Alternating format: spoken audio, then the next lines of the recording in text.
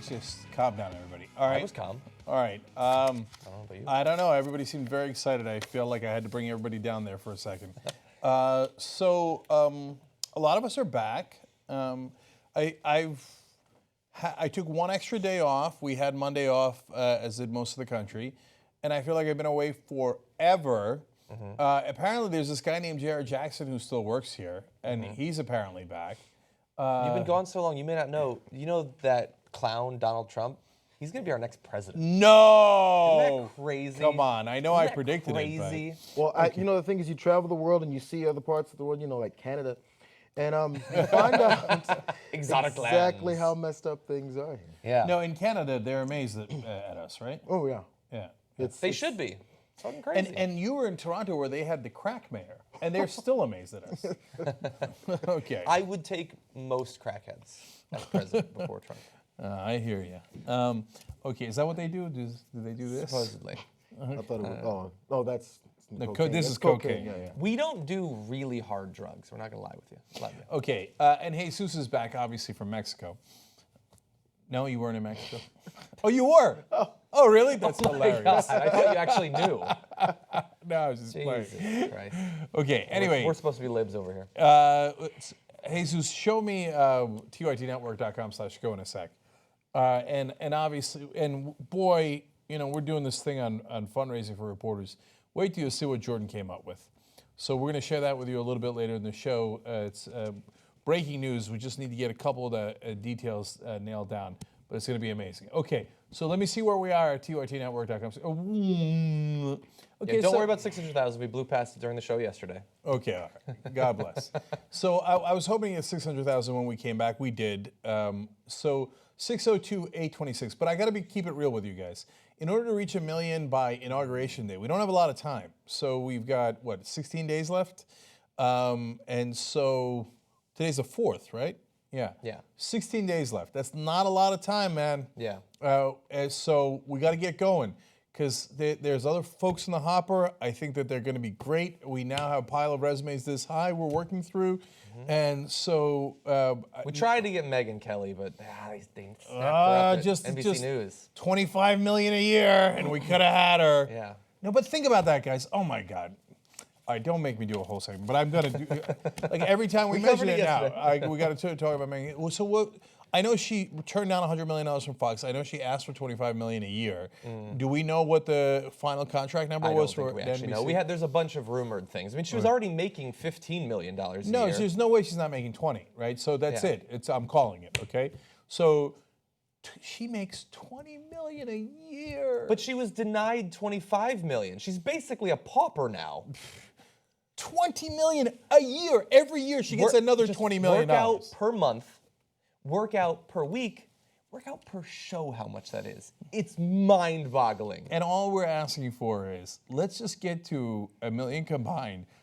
And we would hire like 6, 7 people with that money. Yeah. Okay, now they're not going to be making Megyn Kelly money, but they're going to do a hell of a lot more breaking news than Megyn Kelly is. So tytnetwork.com/go. We can do this together. Okay, now big show ahead. So John, get us rolling. Million things to get to, so we'll see how we do with that. Donald Trump is once again turning to Wall Street to fill an important position in his administration, and this time it's one that's pretty important if you care about the stability of our financial sector and are aware of what happened about a decade ago. That's the head of the SEC, the Securities and Exchange Commission, and he's going to be choosing Jay Clayton, a Wall Street guy. Clayton is a partner at Sullivan & Cromwell LLP, where he works on public and private mergers and acquisitions, capital markets offerings, and regulatory proceedings. He is, yes, the latest Trump pick with deep ties to Wall Street, having represented Goldman Sachs Group and Barclays Capital Inc. At this point, it's just about a joke. He has to have been involved with Goldman Sachs on some level. Donald Trump, the guy who attacked Hillary Clinton, God knows how many times over Goldman Sachs, can't get enough of former Goldman Sachs employees and people affiliated with it in a business sense. No, this is rubbing your face in it. I'm curious as to the media reaction. I mean, I feel a little, bad for because they got to scramble after so many outrageous Trump stories. And I get that you're not going to go full bore on each of them like we are. Okay. But mostly I feel bad for the Trump supporters you remember when he said, "Oh, Hillary Clinton's just a puppet of Goldman Sachs"? He used that against Ted Cruz too, and that's literal. He not that they were actually puppets, that he said that about Goldman Sachs, not banks in general. Yes, he talked about banks and Wall Street and global financial interests. He talked about all that, but he specifically named Goldman Sachs as controlling Ted Cruz and Hillary Clinton. Now there's 4 major staffers that Donald Trump has from Goldman Sachs, and now Goldman Sachs' lawyer makes number 5. Yeah. Okay, now he didn't work at Goldman Sachs, but he was their represented them. lawyer. Yeah, Okay. he's a Wall Street guy. Yeah, well, I'm just glad that after this election, we really stuck it to Goldman Sachs. We told them, we're not going to take one of your goddamn representatives, okay? We're going with Trump. Yeah. Anyway. No. If you're a Trump voter, you got to feel sick to your stomach if you're paying any attention at all. Now, it's possible, A, you're not paying any attention, and B, you don't care about facts, so you'll just excuse it away. They don't seem sick to their stomach. I mean, I get a million tweets a day of liberal tears, Trump won, deal with it. No, you deal with it, you dumb schmuck. I didn't think he was going to be a good president, so I'm really not that surprised at what he's doing. But you thought he was going to change things, and he's not. You need to open your goddamn eyes. You're the one who chanted "Drain the Swamp." You're the one who told us that Hillary Clinton was corrupt because she gave speeches at Goldman Sachs. And by the way, I agreed with you. Okay, and that Goldman Sachs got Ted Cruz's career started by giving that loan that was of questionable legality. You were all enraged about that, and you were right to be enraged. And now Trump is saying, "Idiots, ha ha! Dummies. I'm going to hand over the White House and my administration to Goldman Sachs like you've never seen before." Ted Cruz and Hillary Clinton would be mortified to be this brazen in how much they handed over to Goldman Sachs. Sad. So enjoy it. Enjoy it. Hey, this is the notorious pathological liar that you voted for. So you shouldn't be surprised he lied to you. I told you he was going to lie to you. The funny thing is that considering the previous ties that Hillary Clinton and Ted Cruz have to Goldman Sachs, they might end up in the Trump administration. Yeah, I mean, God only knows if Hillary gives one more speech to Goldman Sachs, she might become Secretary of State under Trump. There you go. So, look, we're worried about what this guy might do as the head of the SEC. But Trump has a lot of faith in him. He says Jay Clayton is a highly talented expert on many aspects of financial and regulatory law, and he will ensure our financial institutions can thrive and create jobs while playing by the rules at the same time. What little rules remain. And he also said we need to undo many regulations which have stifled investment in American businesses and restore oversight of the financial industry in a way that does not harm American workers, because he's worried about the workers. Clayton has said that he will carefully monitor the financial sector and set policies that encourage companies to create jobs. Do you get what's happening here? When the Republicans start talking about job creation, you're about to get fucked. That's how it works financially. And look, I went through, after hearing about this, I went through a bunch of the articles that have collected some of the things that Trump has said on the campaign trail about the financial sector, and everybody got distracted by this one tax that he was supposedly going to put on some of the hedge fund managers, as if that is indicative of what his stance on Wall Street is. But it's not. He's talked about effectively eliminating Dodd-Frank, the little that we did after the financial collapse to regulate the excesses of the financial sector. He's said repeatedly that he wants a blanket removal of financial regulations, and he wants only new regulations that would imperil the health of the financial sector to not go through. He wants to eliminate the independent funding for the Consumer Financial Protection Bureau. He wants to make it contingent on Republican support for it. We'll see how that goes. And he also wants to get rid of the Financial Stability Oversight Council, the group in government that's supposed to make sure that the largest players in our economy aren't doing something that could imperil the rest of the system. So we're right back to 2006. Yeah. So, look, is everybody that represents Goldman Sachs a bad person? Of course not. And this guy worked at Sullivan & Cromwell. It's one of the most respected law firms in the country. And by the way, I was this close to getting a job from Sullivan & Cromwell right after law school. Really? So, yeah, and that's kind of funny. And for a while, for 7 months, I was a corporate lawyer and hated it, couldn't stand it, wanted to leave. I thought it was morally questionable, and also enormously tedious. But all of that is actually a defense of them. I get it. There's lawyers in the world, and Goldman Sachs needs an attorney too, and so does Barclays Capital, and all those poor little banks.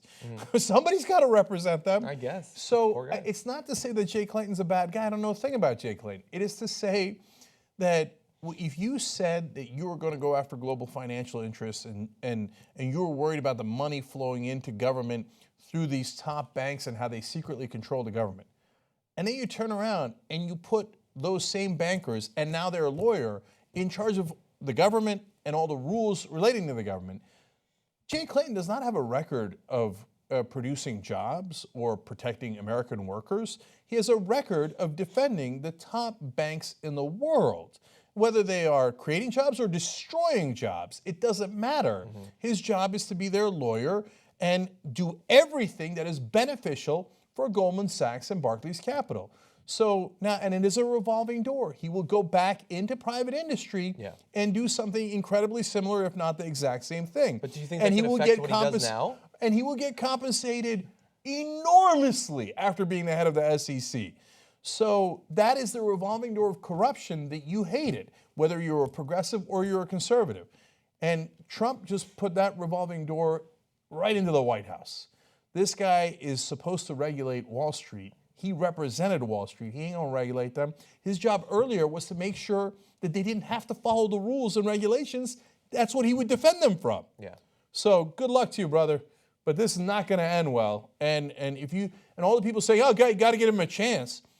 Yeah, but these are substantive acts. You say, well, he isn't president yet. Yeah, but this is his team. Wasn't this his chance?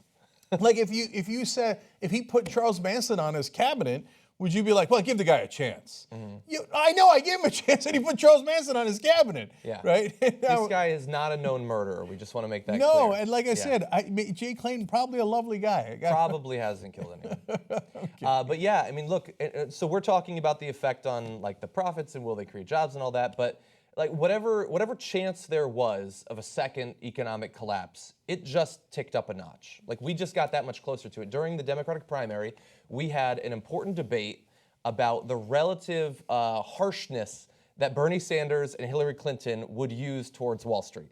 And how much would they do to make sure that it doesn't collapse again? Those differences in the Democratic debate are over here. And we're all the way back in 2005, 2006, where they think, nothing bad really happened. We got through it just fine here in Wall Street, and we're going to do it again. And he just put another guy in here that's going to make sure of that. And Trump doesn't care. He says he made money off of the economic collapse. So this is a scary day if you're worried about the economic future of the U.S. Yep. Anyway, okay. Following last year, actually, was it last? Yeah, it was last year. Following last year's dramatic House protest where members of the Democratic caucus did a sit-in over the lack of legislative action on gun control and filmed it, quite famously, live streamed from the floor as they did that protest, Republicans are going to mandate large fines for anyone who does any live streaming from the House floor. And if you just do photographs, you can be fined pretty magnificently as well. Under the new rules, lawmakers can be fined up to $2,500 for using their phones to take pictures or shoot videos on the House floor. But in a change Republicans added Monday night, they have up to 30 days to appeal their punishment. Are they not merciful? That is an expensive selfie, however you slice it. Members have long been banned, to be fair, from taking pictures on the House floor, although that rule is frequently broken during ceremonial events and did not up until now have any sort of financial disincentive attached to it. Now, Representative John Lewis, who was one of the most high-profile members of that protest from last summer, says in response to this, "I'm not afraid. I've been fined before. Many of us have been fined before. We cannot and will not be silenced." Okay, he's been worse than fined, of course. He's been beaten down during the civil rights era and survived that. So have at it, Hoss. Look, I would be super surprised if we couldn't raise all the fine money for any of the folks in the House who take footage. But most importantly, so I'm not worried about the fine, okay? We got your back. If you want to film inside the House of Representatives, let's be like Trump. I'll cover the costs. I'll cover the costs. I mean, our audience will probably. Okay. I'm not doing it. More importantly, look, guys, this is our house, not their house. It's not Donald Trump's house. It's not Trump Tower. It's not the Republican Party's house. It's our House of Representatives. They're supposed to represent us. That's the whole point. It's in the name. So what do you mean we can't tape what happens in our House of Representatives? While they're representing us, we can't tape what they're doing? Of course we can. That's the most outrageous thing I've ever heard. So, and if there was a rule in the past that you can't take pictures, well, that rule is silly and should have never been sustained in the first place. And all of this is unconstitutional. Yeah. Of course we're allowed to know what our representatives are doing. This is not a dictatorship. It's supposed to be a democracy, and they're supposed to be representing us. Hell yes, I want to know what they're doing. It should be filmed from all angles at all times. 360 filming. Send YouTube in there. And look, when you combine this with what we reported on yesterday, that was their attempt to destroy the Independent Congressional Ethics Investigation Committee, it's like, I think that the House Republicans have been very much inspired by Donald Trump. It's like they want to make sure you know how corrupt they're going to be. They try to get rid of the Ethics Committee, and then they try to literally decrease transparency. On day one, they could have done it at some other point, but they wanted to make sure you knew what their attitude was going in. Yeah, you know, all that talk, and it's mainly, to be fair, the presidential candidates said, well, on day one, I'm going to do this, I'm going to create jobs, I'm going to do this. Yeah. In reality, it turns out, no, on day one, we're going to shred the ethics rules, and we're going to make sure you can't see it. Yeah.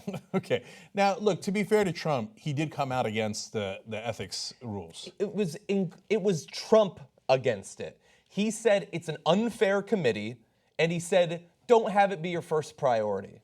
That's a strong condemnation of them trying to destroy that committee. But it does make a difference because those guys do pay attention to Trump. They all have to kiss his ring. So just being fair here, luckily those ethics things didn't pass, and I think it was mainly the enormous outrage. The phone calls. Yeah, and all that did them in. But on this one, they approved it along party lines. What's interesting is that when the Democrats were in charge, if Obama ever said, which he never did, oh, I only want to do this with Democrats, right? Now, sometimes he was forced to do it after months, years of pleading with the Republicans, please, somebody sign on to Obamacare. Any of you, anyone, right? I promise I won't use my supermajority. I promise I won't use it. Just sign on. Yeah. And the Republicans are like, no, we're never going to sign on. And every day in the press you'd hear about, the Democrats, this doesn't count. They did it on party lines. It's not bipartisan. This was the roughshod over the process. They're terrible. I can't believe it. Why won't the Democrats be bipartisan? Well, Republicans, they don't even bother. And the media never even notes it. Yeah. They just, fleeting sentence, half a sentence. By the way, it was long party lines. It was all Republicans, no Democrats. But there's no outrage. There's no, a second sentence where they go, that doesn't seem bipartisan. Hey, well, how come the Republicans don't drink tea with the Democrats? How come they don't play golf with them? How come they don't do this with them? Yeah. No, once the Republicans are in charge, they're like, Democrats, bipartisan. We don't need you, you losers. No, we're done with you. We're going to pass everything with just our votes, and the idiot press is going to go along. They're not even going to note it. They're not going to note it. We, on the other hand, are going to break down multiple different rules changes just on this show after doing so yesterday as well. This is just the first. We have several for you on today's show. With this particular one, with shutting down cameras, so you don't do all this, can't use your cell phones on the floor. This is after, of course, what the Republicans shut down the House cameras that were already filming what was going on with the protests, the anti-gun violence protests, where those Democrats sat in and said, we're going to sit here until we do something about gun control, or at least something with background checks to keep murdering children. They were specifically focused on that. Yeah. Paul Ryan shut down that camera, or shut down that feed. And it's like, Yeah. okay, so is that gonna be now unlawful for the leader to shut down the camera so we can't see what's happening? No, probably not. I don't think so. Yeah, and finally, on this topic, remember one of the things that you would have caught with those cell phones back in the day was John Boehner, who used to be Speaker of the House, before he was Speaker of the House, once got in a little bit of trouble, no any ethics violations or anything like that, because everybody's so used to it. It was just a little embarrassing because they caught him literally giving out checks from the tobacco lobby on the floor of the House as they were about to vote on tobacco legislation. So he just physically be literally bribing them. Now, it's a legal bribe in this insane world that we live in, where he'd be like, okay, here's you're going to vote with tobacco because here's $10,000 for you. Congressman X, here's $5,000 or $8,000 from you. He's not the lobbyist. He was a Republican House member, but he works for the lobbyists. That's who John Boehner is. That's who the Republican Party is. They work for the lobbyists. So that's why they don't want you to see what's happening inside the House, because if you saw it, you'd be outraged. Yeah. And as embarrassing as that Boehner move was, it's an improvement from what they used to do, where the lobbyist would just leave the check on the nightstand after he leaves the next morning. But anyway, one other rule that they also changed, which is really interesting. Now, this is in advance of them attempting to repeal Obamacare, and God help us if they do that. Oh, if I'm on the show when they repeal that? Oh, we're going to break down all the ways that the greater evil is really evil. Anyway, what's that? Make sure you're here on day one. You think so? Yeah. So the rules package also paves the way for Republicans to roll back Obamacare by exempting any repeal or replacement measures from congressional limits on how much legislation can increase direct spending, which is an admission that not only are they going to throw 30 million plus people off of health insurance, which will result in the economic destruction of numerous American families and literally the deaths of people who will no longer have health insurance, they also acknowledge that it is going to be really expensive and it is going to drive up the deficit by a crazy amount. Which is weird because they keep saying that Obamacare is really expensive, and yet it turns out it's actually saving us a lot of money. Yeah, no, this is important. So on this first day when they're rewriting the rules and regulations, there's two layers to why this one is so problematic. One has nothing to do with Obamacare. It's that the Republicans are the ones who insisted, hey, you know, we care a lot about deficits and the debt. Oh my God, this debt that is piled up. It is an outrage against the American people. You know, you need to balance your checkbook at home in the kitchen. Why doesn't the American people have to do that? Why don't politicians have to do that? So if you're going to pass any law that actually increases the debt, well, then you've got to find a way to decrease the debt or the deficit, right? It's the minute they're in office. They're like, yeah, we didn't mean that. Of course not. Let's increase the deficit and debt. Yes. So they immediately write that out along party lines. They're like, Democrats don't care about you. The press isn't paying attention. We don't have to be bipartisan. That was just for you schmucks when you were in charge. Yeah. No, we're going to ram this down your throat, and we're going to say deficits and debt, we were always joking it was a marketing gimmick for us. So now we can shred them. Okay, so this adds to our debt? Great, who cares? And they did it on day one. Done, done, done, done. So all that talk about debt and deficit, total marketing. If you bought it from the Republican Party, you're a sucker. And by the way, so am I. Because one of the reasons I was a Republican when I was younger is because I thought they cared about the debt and the deficit. And the people ask me why I'm not a Republican anymore. It's because they're unbelievable, enormous liars. They didn't mean any of it. Yeah. So I realized, wait a minute, the Republicans never balanced the budget. And you know who's the last Republican president to leave office with a balanced budget? Eisenhower.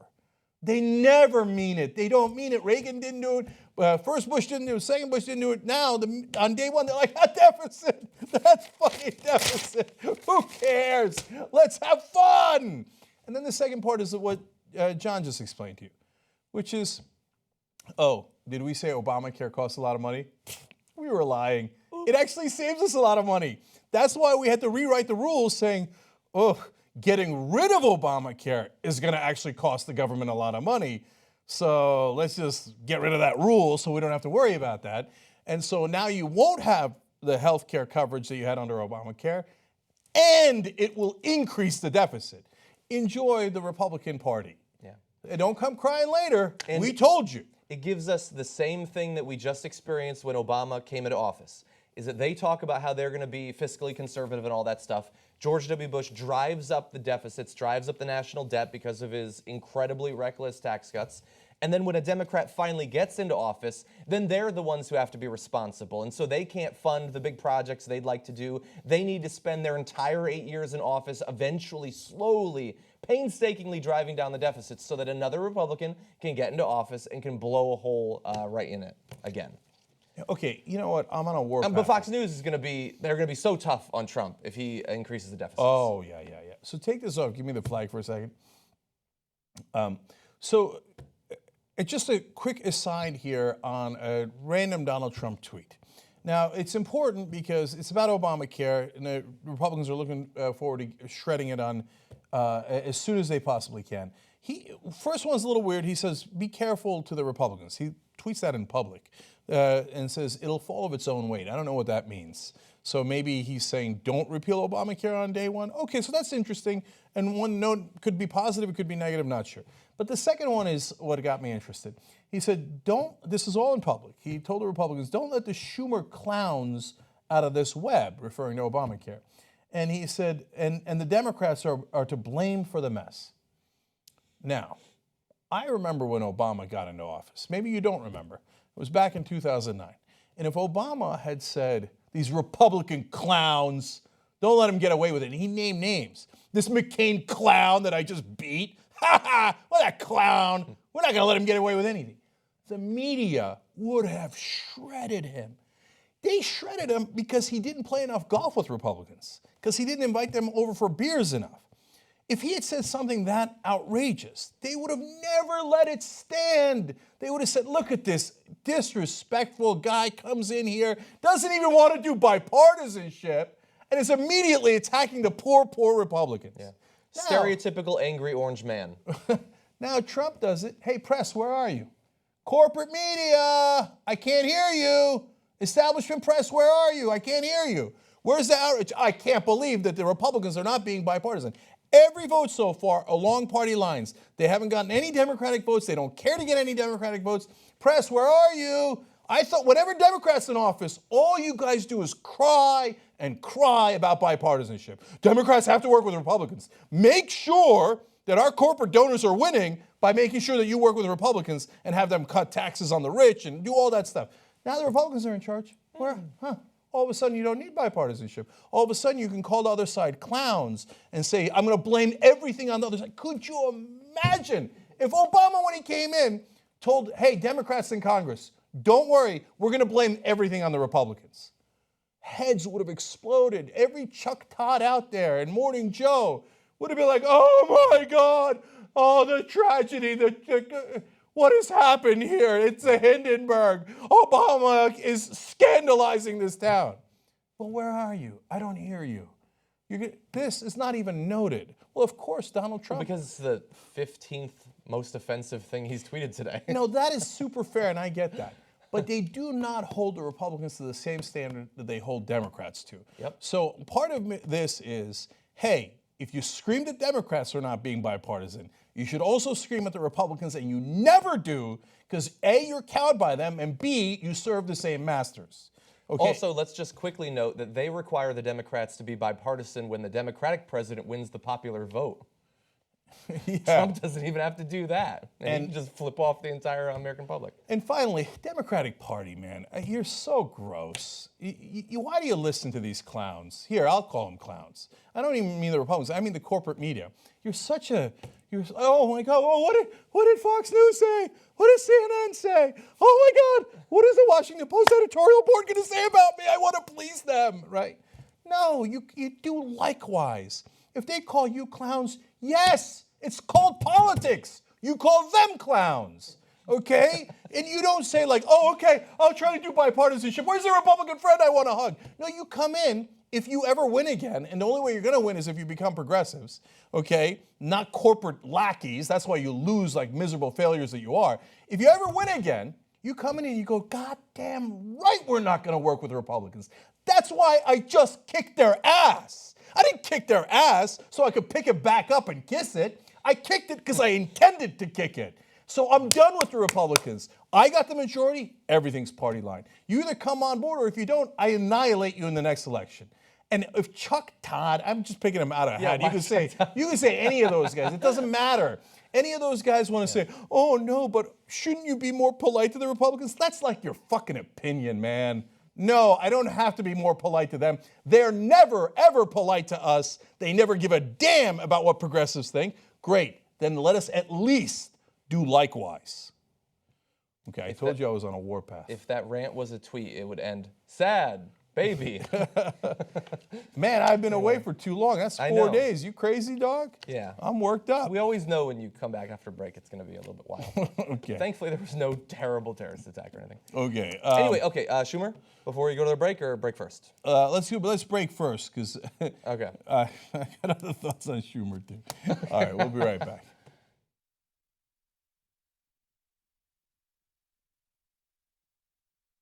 TYT is unique in a lot of ways. I'm gonna ask some uncomfortable questions. I feel like I missed out. So what is going on? If I don't eat, my head's going to explode. As I take my shirt off, just goes, is that your body? Now we move to inappropriate story number 2. I just never felt guilty about masturbation. It's amazing, man. I could take partial credit for opening up your sexuality. I was the kid in the pool with the shirt off. Let's just call it what it is. I was that kid. Well, you deal with the bitch side of me, right? But you're my boss, so that's what happens. I think we're more likely to win.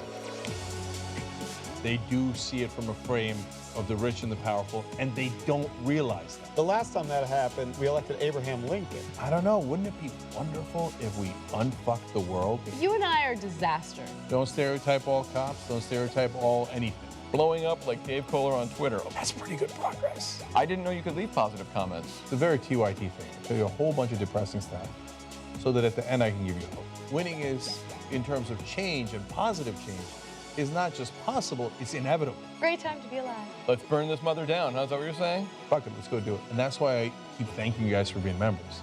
Because together, we got their attention. Thanks for tuning in, and as always, stay strong.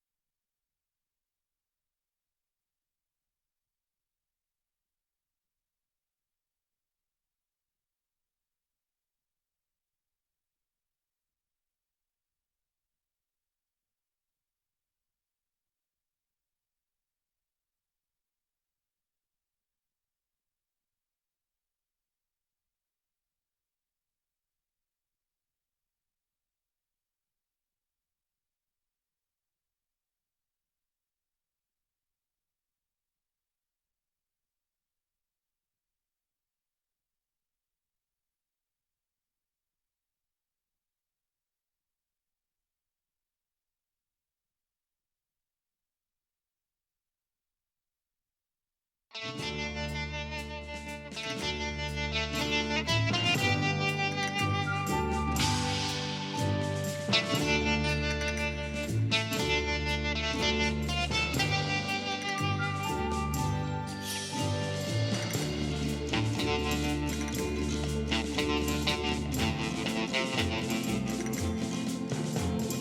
right, back on the Young Turks. Lots to get to. Couple of quick tweets. Matt Brownfield, you can try and ban cameras, finding anyone who does it, but you can't hide. We're watching you, Washington, always watching. Yeah, well, let's put some more watchers on the wall. tytnetwork.com/go. In fact, here, let me, I want to see the number in a second, Jesus, but let me read some donor names. Ingwer from Germany threw in $50. Thank you. Appreciate it. Yuki from Boston, 27, and David from Cross Plains, Wisconsin, 27. Thank you, guys. tytnetwork.com/go. Can I see it? Do you have it? All right, hey there, look at that 603 going up. 473. We got a lot of room to grow, though. We got to keep on going, guys. We got to get to 1 million by Inauguration Day. We've got to hire that second team. Okay, Banana Slice writes in, Piss GOP, I heard you want to save some money. Have you considered single-payer health care? Funny and sad. There will be wit, writes in, Republicans never care about the debt. It's just a talking point to rally their base, and it works every single time. That is absolutely right, and that is why the Democrats, if they had any sense at all, would shred that talking point. They would say, no, like nobody knows that a Republican since Eisenhower hasn't balanced the budget. Why? Because the Democrats never say it. And do the American people know that Obama cut the deficit in half? That Bush was handed a giant surplus, turned it into a giant deficit, and then Obama cut it in half? No, they don't know that. They think Obama was terrible on the deficit, and Republicans are great. Well, then, Democratic Party, that is 100% your fault that you suck at politics.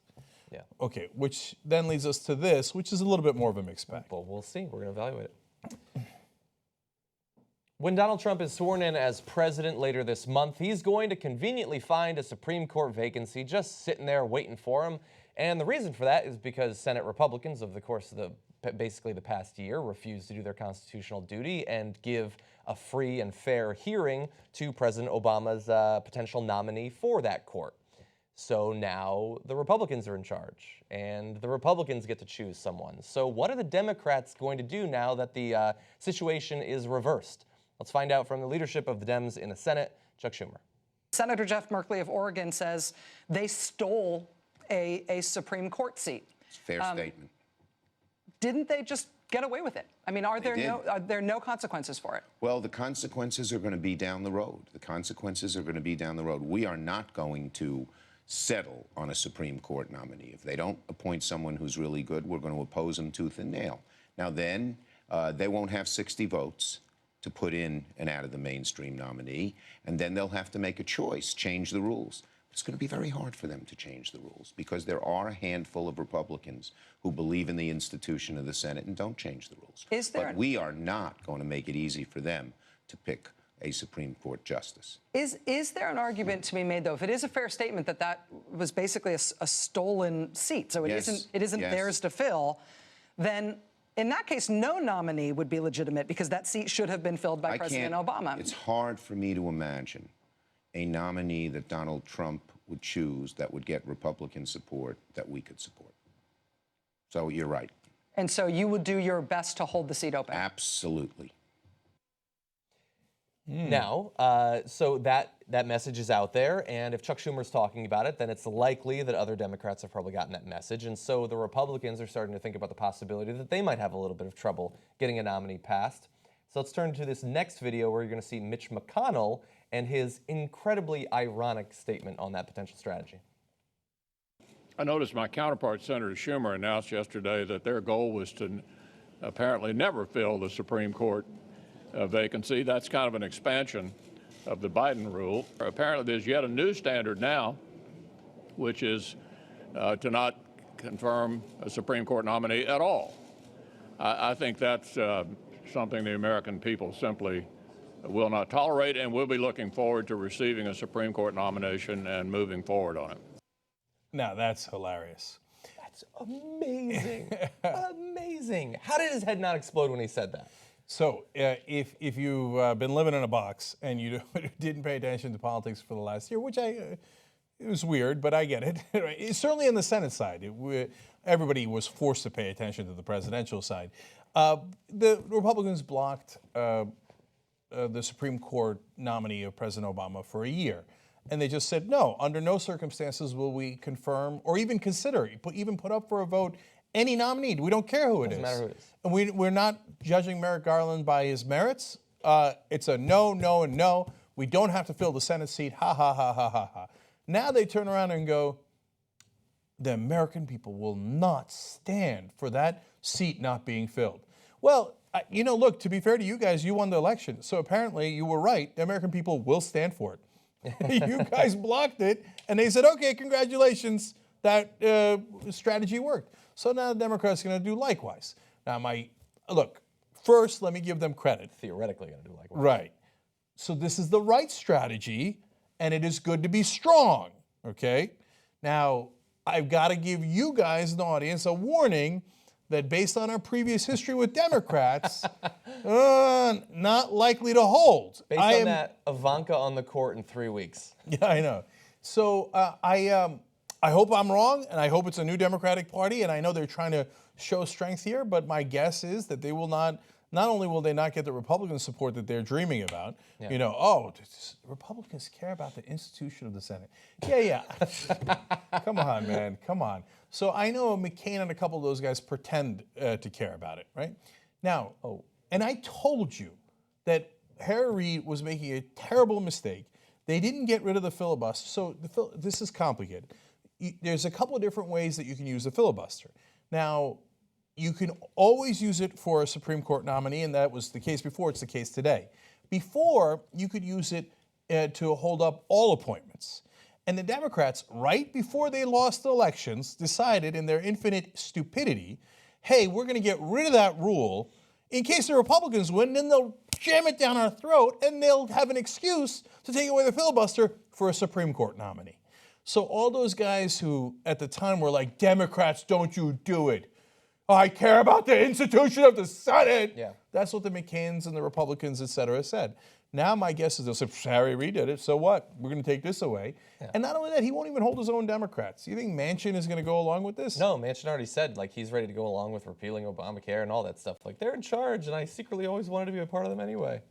Now look, I said at the time that it was the first time in history that they just decided for 9 months we're just not going to do our fucking job and confirm a Supreme Court justice. That was Obama's Supreme Court justice. And it's not like he nominated some crazy, wide-eyed, ultra-progressive. It was Merrick Garland. Who would have been nominated by George H.W. Bush a couple of decades ago. No, but Merrick Garland voted in favor of Citizens United. He voted in favor of corruption. Yeah. Now, the Democrats made 1,000 excuses for that. But they thought, Hillary Clinton will win, and she'll put him in anyway.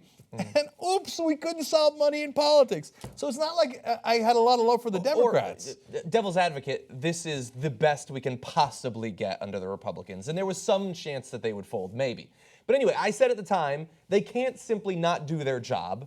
You get to have 9 people, and it's supposed to be yours if you're the president when it happens. And so I have this need that few in politics or even in the media have to try to be consistent.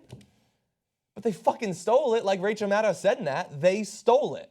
They'll be on the court for decades. And here's the thing. I'm going to read some quotes at some point. You're not going to get a Merrick Garland under Donald Trump. I was saying in the production meeting, you're not going to get a human under Donald Trump. You're going to get an orc. Some sort of disgusting, foul creature is going to end up on that court. So, look, guys, of course I'm with John. We want to be consistent. So what should have happened is Obama should have gotten to have his appointee heard out and gotten to pick. He had a whole year, right? Of course they should have allowed that. And then if there was an opening under Trump, of course the Democrats should hold hearings and let the guy have a vote. Of course, right? Yeah. But that's why I'm like, if Schumer follows through on this and the Democrats do, I'll give them all the credit in the world because that's actually playing hardball.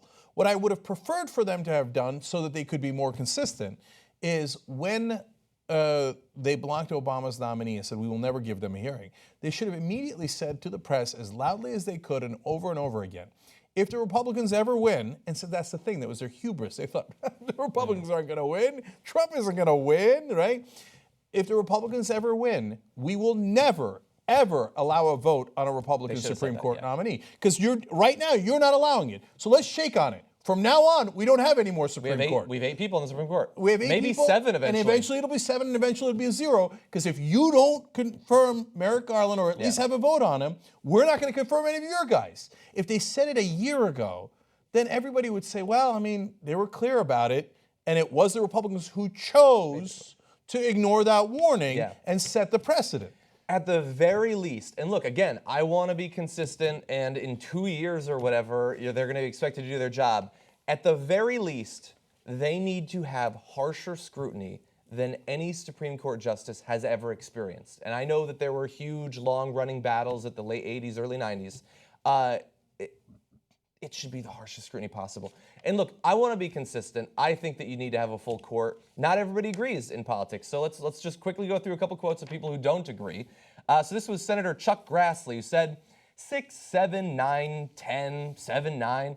These numbers reveal the absurdity of the argument that somehow the federal judiciary is debilitated without a 9th Supreme Court justice for a brief period of time, a year. The Supreme Court was established with only 6 justices. No one would call members of the first Congress that passed the Judiciary Act of 1789, like James Madison or George Washington, who signed it into law, un-American. So if you simply never fill the court, you are still an American, according to Chuck Grassley. Can I just say, look, all we're saying is, you want us to be consistent? You want us to be open-minded? Okay, fine, I agree with Chuck Grassley. Yeah. 6, 7, 9, and 10 are all numbers. Yeah. Okay, so let's just stick with 8. The Senate's power to withhold consent is as much a part of the Constitution as the president's power to nominate. It's common sense, and it's entirely American. Okay, well, great, we'll see. Chuck. All right. Ted Cruz said, there is certainly a long historical precedent for a Supreme Court with fewer justices. I would note just recently that Justice Stephen Breyer observed that the vacancy is not impacting the ability of the court to do its job. That's a debate that we're going to have. Now, look, you can say, okay, but they were just saying, like, for 9 months at the end of an administration. They would never have done what the Democrats might do, which is just never confirm anyone for the entirety of a new president's term. Maybe, but let's turn to John McCain back in October. How would you be able to stop that when you weren't able to stop Sotomayor, for example? I think in the case of Sotomayor, they were able to convince some Republicans. I promise you that we will be united against any Supreme Court nominee that Hillary Clinton, if she were president, would put up. And I promise you, this is why we need the majority. Any extreme hardcore lib Supreme Court justice. And that wasn't at the tail end of a presidency, which is a BS historical argument to begin with. That was him saying, John McCain, the guy who respects the Senate and the Constitution, no matter who she nominates for the entirety of her term, we will be united and we will never nominate one. That's Sorry, their I just agree standard. with John McCain. That's the Republican standard. Okay, I guess we got a deal. We'll see how long Schumer is able to hold out. We'll see about that. Okay. Representative Keith Ellison has pledged that if he becomes the next chairman of the DNC, he will once again instate a ban on lobbyist contributions to the Democratic National Committee. Now, this is something that we used to have. The ban began at President Obama's behest, but was overturned by, you might have heard this name before, former Chairwoman Debbie Wasserman Schultz during the 2016 presidential election. And she needed to do this so that during the 2016 cycle, the group of lobbyists that were banned previously contributed $18.7 million to the National Party in 2016, just under 8% of the total money raised. And why would you, I mean, who wouldn't be willing to compromise everybody's view of your dedication to getting money out of politics and fighting corruption if it means that you get 8% more money? I think it's worth throwing your morals in the garbage. Now, Ellison is saying this. Let's give him a chance to explain himself here. Implementing a ban on donations from lobbyists, the Yeah. Democratic National Committee. Debbie Wasserman Schultz quietly lifted it for the 2016 election. Would you support reinstating it? Yeah, I would. I think it's important that people feel that the party's their party. People need to feel like, hey, you know, this Democratic Party, it's my party. And part of what gives them that sense that it is their party, that they possess it, that they own it, is that they pay for it. So we're going to be asking Democrats to, you know, pony up and help, you know, get us the resources we need to run this party, you know, and because running the party does take money.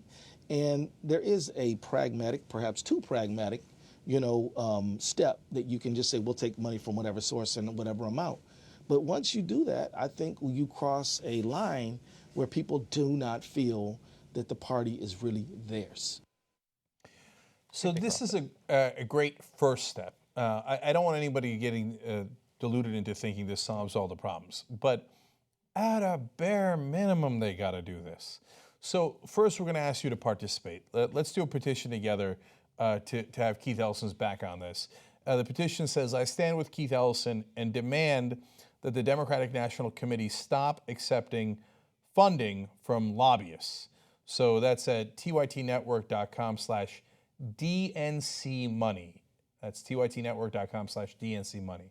So the reason I say it's a first step is, now remember, as John pointed out, they used to not accept lobbyist money before under Obama. And it wasn't like they weren't influenced by other kinds of money. They could still get money from millionaires, billionaires, corporations. It was just technically the lobbyists who represent those corporations and billionaires that couldn't give them money. To the DNC To the specifically. DNC, The yes. individual members theoretically could still get that money. And the independent expenditures and the super PACs and the dark money, all that still exists. But my God, if you can't do this small step that only affects 8% of the money and says, okay, I will not actually physically get bribed by lobbyists themselves, what are you willing to do? So, of course, Ellison's right here. Of course, you should have his back on it. By the way, not everybody running for head of DNC agrees. Perez, who is former labor secretary, well, I guess he's current labor secretary under Obama, says, we shouldn't rule out lobbyist donations. Rule it out. Yeah, he says that we have to figure out what is the vision of the Democratic Party. Hopefully it's a vision where you're not getting that money from the lobbyists, I would assume. Yeah, what is it? So he's not saying that he won't do it, but he's sort of saying that he won't do it. Yeah, what is the positive vision for the Democratic Party that involves getting in bed with lobbyists? So I'm curious to see what that is. So because I hear from everybody in Washington that Thomas Perez is a super liberal. Like, what are we complaining about? Obama has already anointed him, and you're annoying the dear leader by insisting on Keith Ellison. So why don't you just take Obama's labor secretary and who loves lobbyist money, who's a super liberal? I mean, if Obama and the Washington and Democratic establishment say that he's a liberal, why don't you just believe him as he takes all the money and stuffs it into their pockets from lobbyists? Why don't you believe him? No, I've got no interest in President Obama's pick of who he thinks should represent the establishment at the DNC. Yes, Perez is not putting it in his own pocket. He's putting it in the pocket of the DNC. And are they influenced by the lobbyist money? Of course they are. And so if you want to go back to the Hillary Clinton, Debbie Wasserman Schultz days, where you take all the money, you get corrupted, and you lose elections to monsters, go in that direction. That's a 2 for 1. Yeah. How about one more election?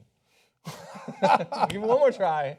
Okay. Can we see? I almost want the DNC to not pick Keith Ellison, so we could just totally destroy it.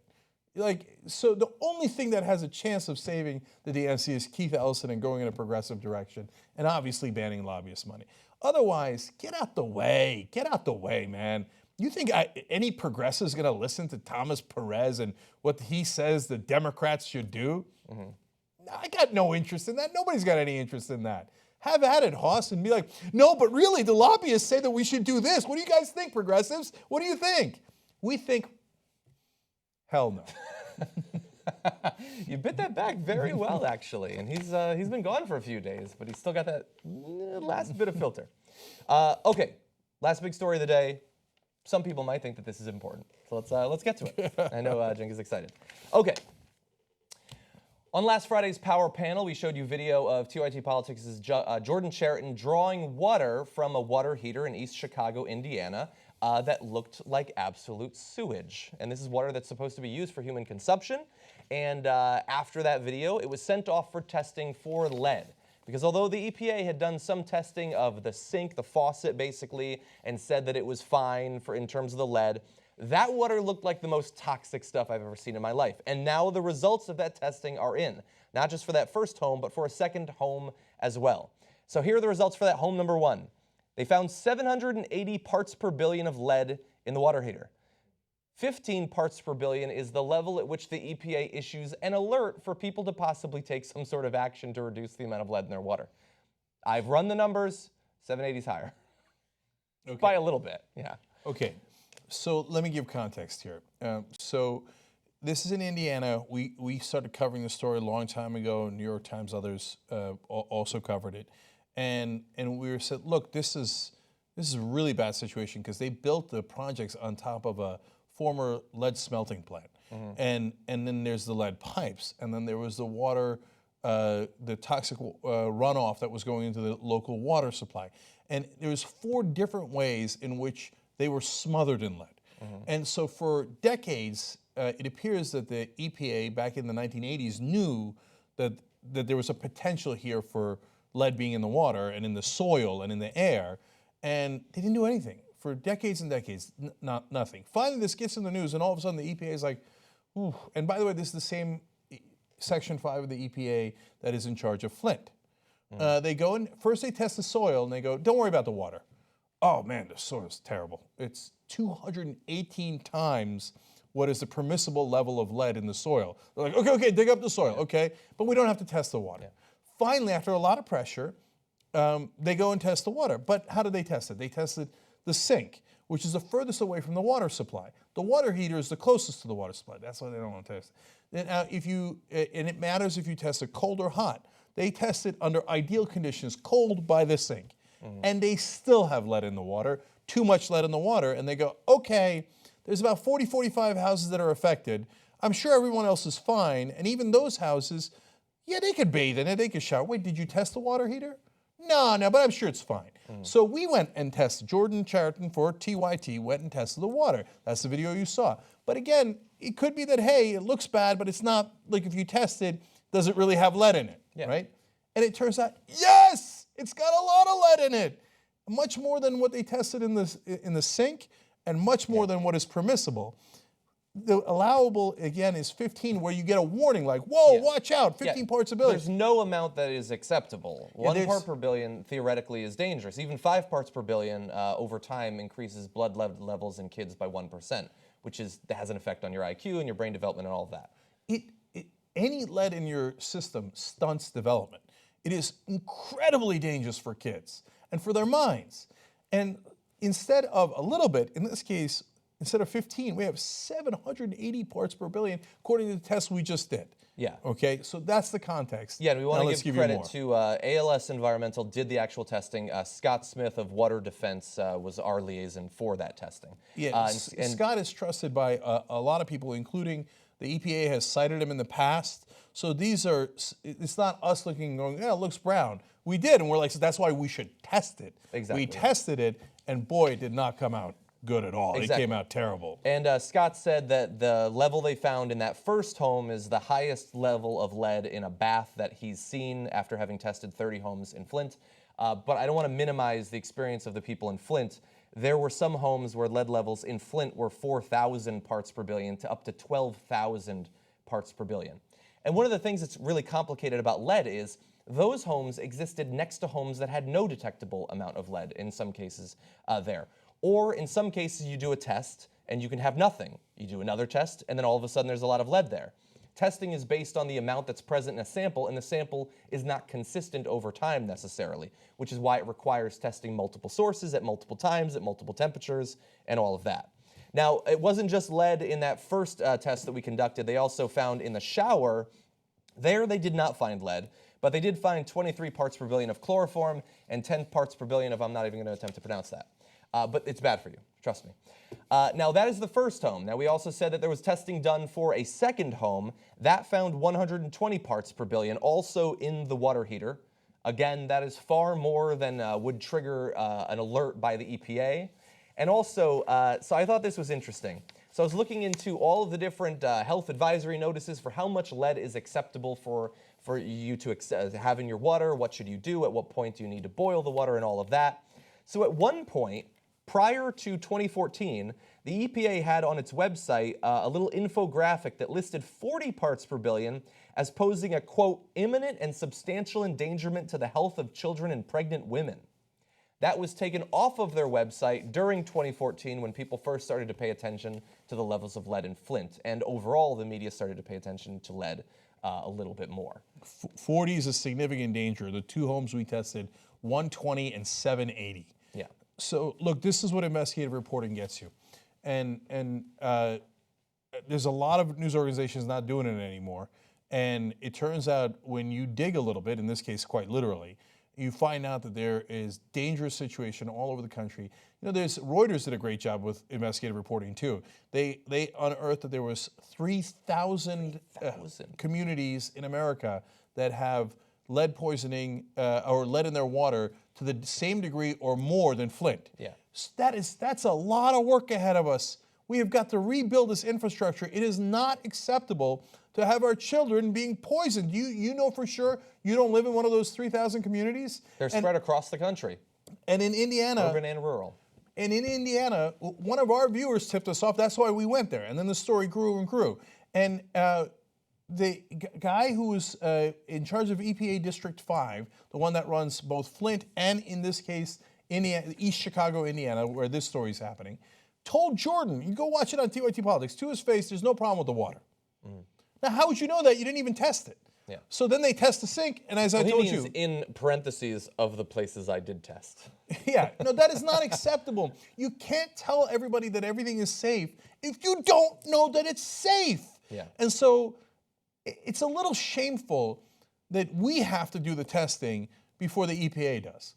And so now everybody, I hope that the rest of the media begins to pay more attention to this, that the New York Times does a follow-up, and that all the other press gets there and goes, hey, wait a minute, this is really dangerous. And we can't have these kids bathing in this toxic water, let alone that it's getting into their system through drinking, but it's also in the air. We have got to help these people. And here's the thing, I mean, so like the EPA, so why didn't they test the water heater? Because he's evil? No, of course not. They have no interest in people not knowing. It's because we don't take this shit seriously. We don't fund organizations like the EPA nearly enough. They go into a community, they test 24 homes. Why? Because it's a lot cheaper to test 24 homes than 2,000 homes, let alone 200,000 homes. And also at this point, they know what they'll find. There is lead all over America. As Jenk said, that Reuters investigation found it across America. And their resources have not been allocated to actually to change that. As John Oliver talked about, he estimated how much it would cost to actually take out all of those pipes that are contributing to the lead levels. And we simply have chosen as a society, or at least the government has, that we're not going to allocate funding to actually change that. And so the EPA, what the hell are they supposed to do? They don't get the money to do enough testing. They certainly don't get the money to actually change it. And now we have a Republican Congress and a Republican president. How much do you think that Trump actually cares about lead levels in the water? I guarantee Ivanka and Donald Trump Jr. were drinking fine quality Perrier as they grew up. Well, have you seen Donald Trump Jr.? Okay. So anyway, look, for more on this, youtube.com/TYTpolitics. You can see the original video where Jordan tested the water. You can see one of the women from one of those homes, all the ailments that she has, all the people who died in her family. Do we know that it's connected? Not yet. But am I concerned? Yes, very concerned. See the original video where Jordan interviewed the EPA official who said, oh, don't worry, it's not in the water in East Chicago, Indiana. So I think he's done a brilliant job of doing investigative reporting there. youtube.com/TYTpolitics. And then right now, we're sending Nomi to Chicago to follow up on this because there's a contamination story in Chicago. And then Governor Snyder is going to meet with EPA officials on the January 10th, where Nomi, who you guys just hired, will be there. They say that it's not necessarily going to be public. Well, not if we can help it. Okay. And so they're going to try to whitewash this thing. It appears. We'll see. We'll find out, right? At least the case in Michigan. we'd like to be there and ask them some questions. So thank you for getting Nomi hired. Thank you for getting Jordan hired. We're going to hold them to account. Let's keep going. tytnetwork.com/go. Let's get more of them in the field. There's 3,000 towns we've got to get to on this issue alone, let alone all of the other corruption going on in the system. By the way, that's the 3,000 towns that actually had the data. As we've shown, you can test a lot of places and not find it, and it's still there. 3,000 is not the extent of this problem. Yeah, and a lot of the pipes are old, and they get worse over time. Yeah, and it made me really worried. LA has a lot of old infrastructure, and our kids drink that water. Your kids, wherever you are, if you're in America, they drink that water, man. There's a reason why we do investigations, because it leads to hopefully fixing things. Trump claimed he wanted to spend $1 trillion on infrastructure. Have at it, Hoss. Yeah. Right? There's a lot. There's a lot to spend on here and a lot to fix if he's actually willing to do it. Okay, unfortunately, we're out of time. Thank you, John. Everybody check out youtube.com/thinktank as well. And we're going to come back with Anna. And the protests have begun. A really interesting sit-in against Jeff Sessions. And it made me realize part of what's going to happen over the next 4 years. And it's a little exciting. So I want to tell you about that when we come back.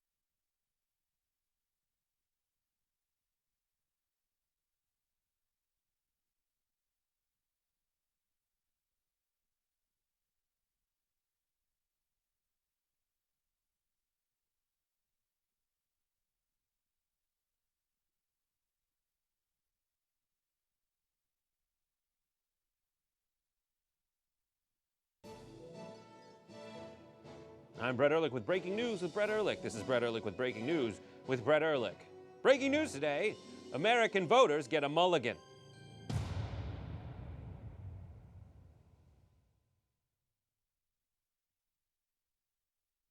Nerds rule the world. Nerds rule the world. Nerds rule the world. Nerds rule the world. Welcome to the nerd life. Welcome to Nerd Alert, everyone. We have an exciting show for you this week. Glad to communicate with all the nerds out there. What's beautiful about geeks is geeks are open to everybody. That's the thing. It's like, so you got your thing, I got my thing. It's like, and if you're not, then you're a bad geek. Why did you choose Battlestar Galactica? Because it's awesome? No kidding. The floor is not lava. Yoshi!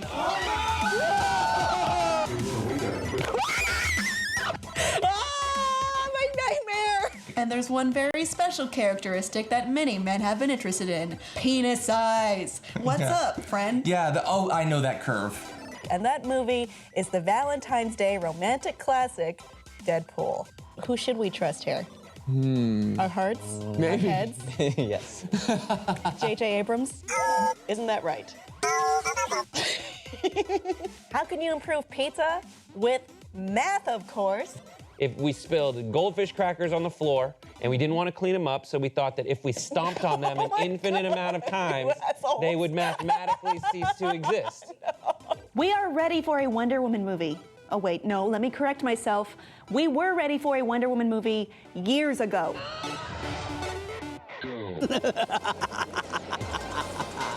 I love my job. Out there on this frontier we call the internet, there's a lot of bad folks out to get you.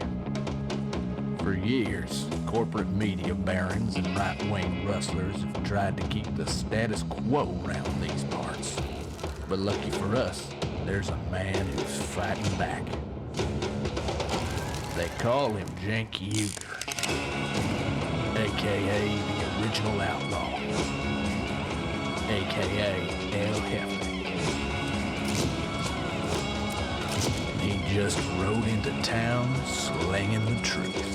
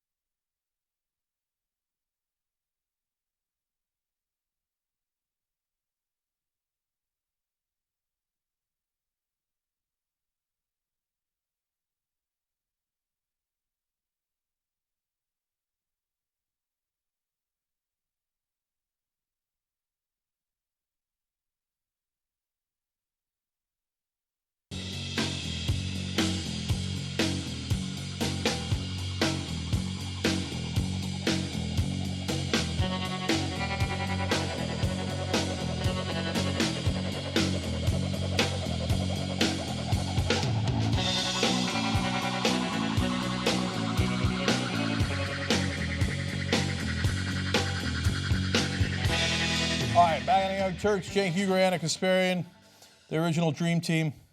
Really? I think so. Something like that. I like that you have dubbed us the original Dream Team. I just dubbed it. It Yep, got you dubbed. did. Okay. Steve McCallum writes in, going by history, Schumer will retract his statement and bow his head to Prince Mitch before inauguration. Oh, God, if it happened before inauguration, that would be the saddest thing that ever happened. All right. No, Steve, I'm going to be just a tiny bit more hopeful than that. Anytime I've been hopeful about the Democratic Party, it has not worked out well. But I believe they can last past inauguration on fighting Trump's Supreme Court pick, because they won't even be one by inauguration. Okay. Combabus says, Chuck Schumer's point that some Republicans will help was wrong in the election, and it's wrong on the SCOTUS pick. Yeah, that's such a great point. Whatever happened to those mythical Republicans who were going to be so upset at how radical Trump was that they were going to vote for Hillary Clinton? She based a big part of our strategy on that. Yeah. That she was going to get a lot of Republicans to vote for her. Yeah, she did. She did. Oops. And that she didn't need her progressive base as much because so many Republicans were going to flip over to vote for her. How'd that work out? Look, I thought that it was a possibility considering how much she considered herself a centrist, and then when it was convenient for her, considered herself a progressive. So who knows? I mean, she worked with Republicans. She has been in favor of a lot of right-wing policies, especially when it comes to Wall Street. So I thought maybe, but no, it didn't work out for her. By the way, one quick dumb point that I want to make. Oh, great. I make a lot of dumb points. Made a lot of smart ones, too. I know that this is already accepted. It's been a term that's been used for a long time now, but SCOTUS makes me very uncomfortable. It sounds too close to scrotum. So every time I hear SCOTUS, I'm like, yeah. Okay. Dumb point. Okay. No, I will match your dumb point with one of my own. Okay. You know what's a word that makes me uncomfortable? Asphalt. I don't know. Every time we say asphalt, I feel like. Well, yeah. If you say so, I don't see any fault in it, but okay. Whoa! There's a crack in it, though. Okay. tytnetwork.com/go so we can continue to make these brilliant points. Okay, no. Folks who have donated $35 from Robin in Las Vegas. Hey, I'm going to Las Vegas tonight. I'll see you there, Robin. Maybe. One of our viewers once caught me high in Vegas. I remember you talking about that in the post-game show, which everyone should watch by becoming a member. tytnetwork.com/join. That's right. This time, this is business, okay? Very important business I'm going for. $50 from Douglas from Syracuse and $50 from Johannes from San Ramon, California. So thank you guys. Appreciate it. Jesus of East LA. Can I see tytnetwork.com/go? Are we at 604? Are we at 605? At 604. 604. Damn. Can I see 605 by the next break? $604,016. That is insane. That number is insane. It is, but we really, really got to hire the next set of folks. We got to get to 1 million, guys. We got to hire the next set. It's not, I was going to say it's not optional. It's totally optional. It's your call. Right? You make the choice. Okay, all right. Let's do it now. All right. Several members of the NAACP have been arrested after they staged a very peaceful protest in the Mobile, Alabama office of Jeff Sessions. Now, Jeff Sessions was Donald Trump's pick for Attorney General, and understandably, there are a number of members of the Black community who are not happy with that pick because of Jeff Sessions' comments about the Black community in the past. So members of the NAACP staged this protest. We have video of it proving how incredibly quiet and peaceful it really was. But let me tell you exactly how many people got arrested and who it included. So the arrest of 5 men and 1 woman included NAACP President Cornell W. Brooks. They faced charges of criminal trespass in the 2nd degree, and that's according to the police in the area. Mugshot shows who was arrested, one of which was a white dude. There he is. You can be part of the NAACP and be white. No. Everybody know. go join. No, totally no. I mean, hello, that one woman. I mean, she pretended like she was black, but still. Oh, what Dolezal? Dolezal, yeah. Yeah. But anyway, all right, moving on. If you're wondering what it is that they're asking for during this protest, Cornell Brooks said the following: "We are asking the senator to withdraw his name for consideration as Attorney General for the President-elect Donald Trump, to withdraw the nomination. In the midst of rampant voter suppression, this nominee has failed to acknowledge the reality of voter suppression while pretending to believe in the myth of voter fraud." Now, I'm going to give you a little information and context about Jeff Sessions and his past involving racial bias. But before we do that, just take a look at this video just to give you a sense of what the atmosphere was like during this protest. God, we thank you for the opportunity in the NAACP for standing up for the voices of those who are marginalized, for those who have been left out, those who have been cast out on the side. Allow us, God, this act to go forth in your name, so that we will rise and stand up on the true meaning of your words, so that justice will roll down like waters, and righteousness like a mighty stream. This we ask in your name. Amen. Amen.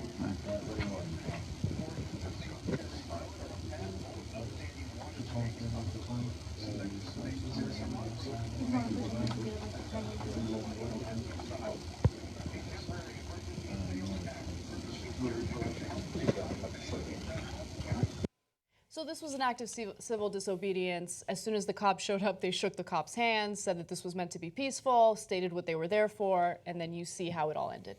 Yeah, I don't know what you're talking about. I saw a bunch of angry black men there. I mean, talking about how the flood should come and, wreck the place.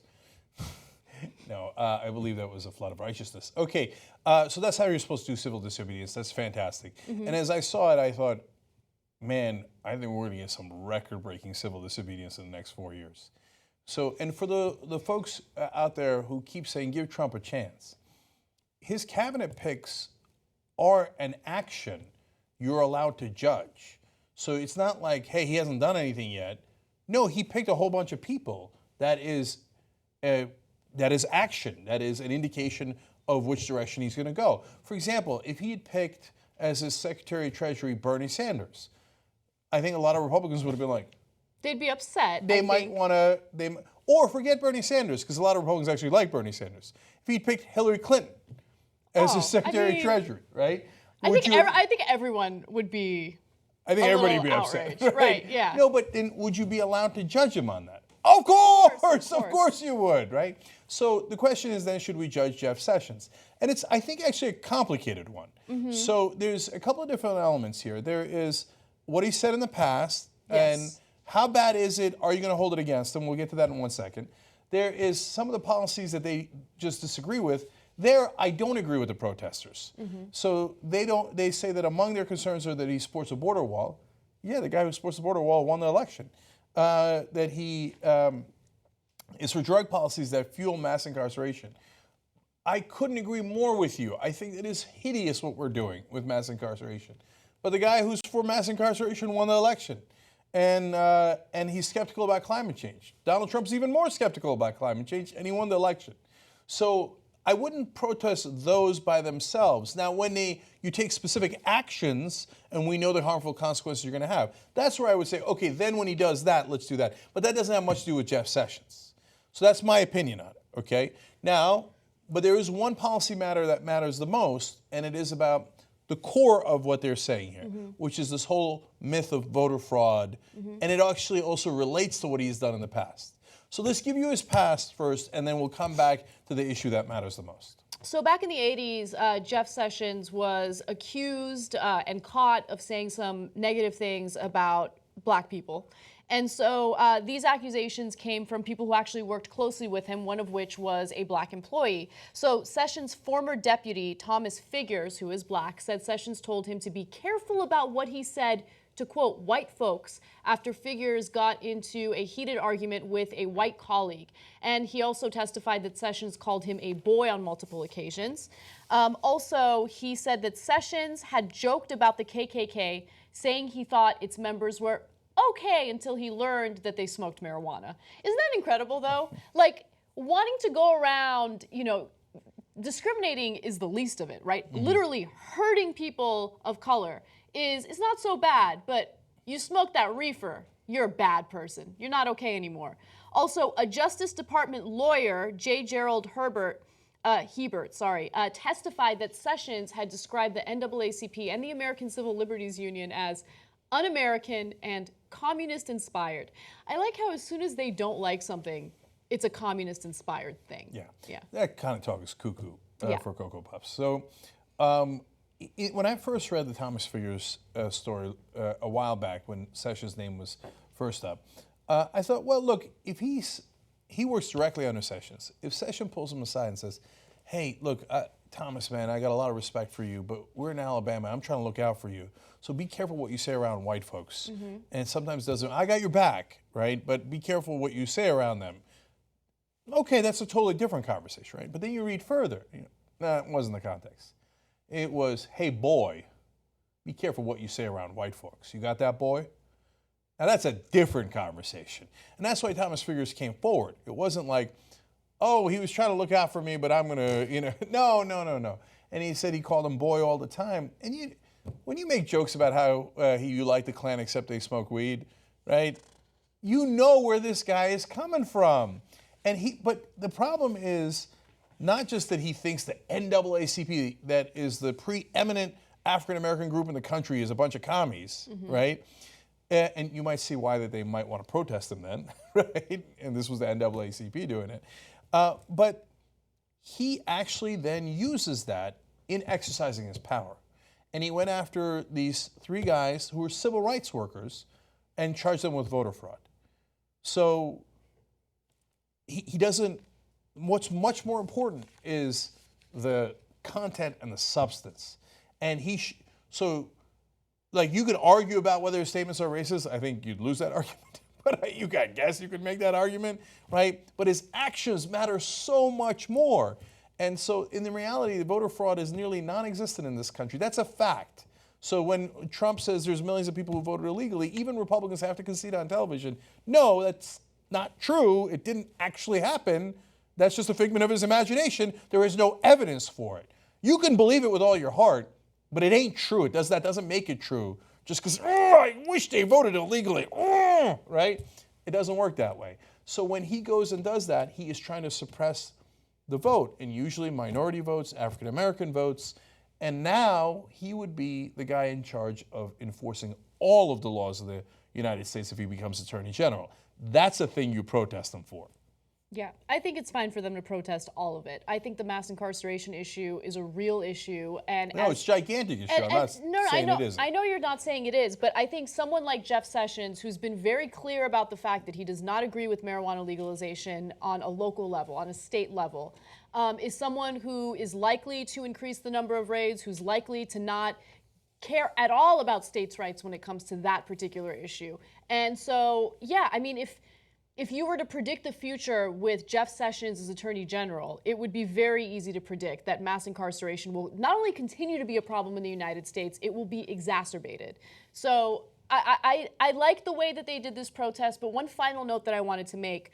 Look, civil disobedience is great, and I am not calling for violence. I am not calling for riots. I'm not calling for anything where people get hurt or people damage property or anything like that. But at the same time, look, this was a protest that, in my opinion, is going to be ineffective, right? Because it's a very convenient protest. It is convenient for the people that they are protesting. You call the cops, they get arrested.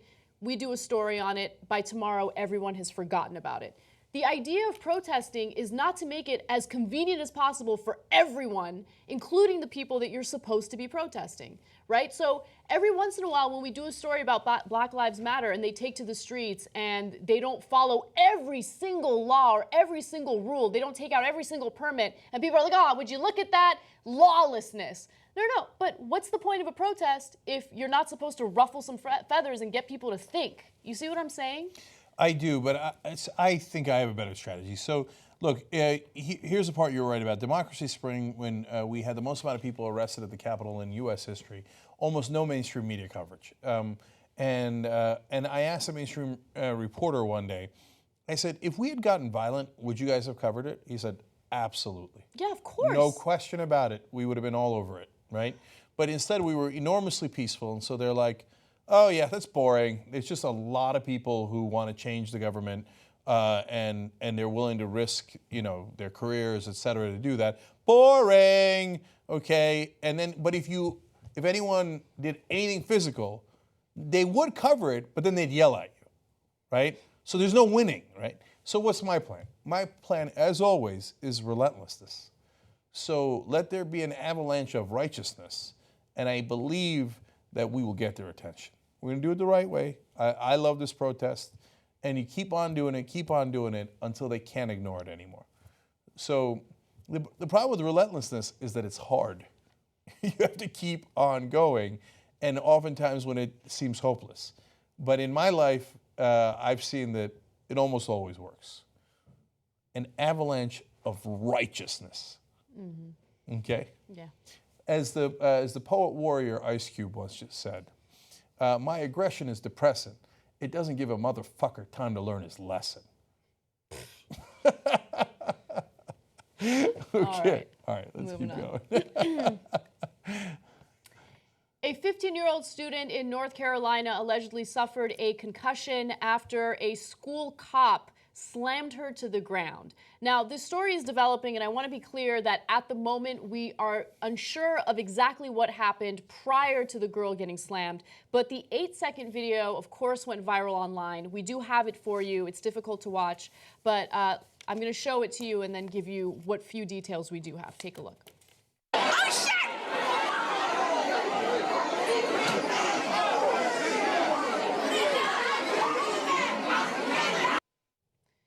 Okay, so the 15-year-old student was Jasmine Darwin, and her mother says that she suffered a concussion. She was taken to the hospital after that incident. What we know so far is that some sort of fight broke out and Jasmine's sister was involved. At that point, Jasmine allegedly ran over to see what was going on. I have no idea what happened at that point, and then that's when the cop slammed her to the ground.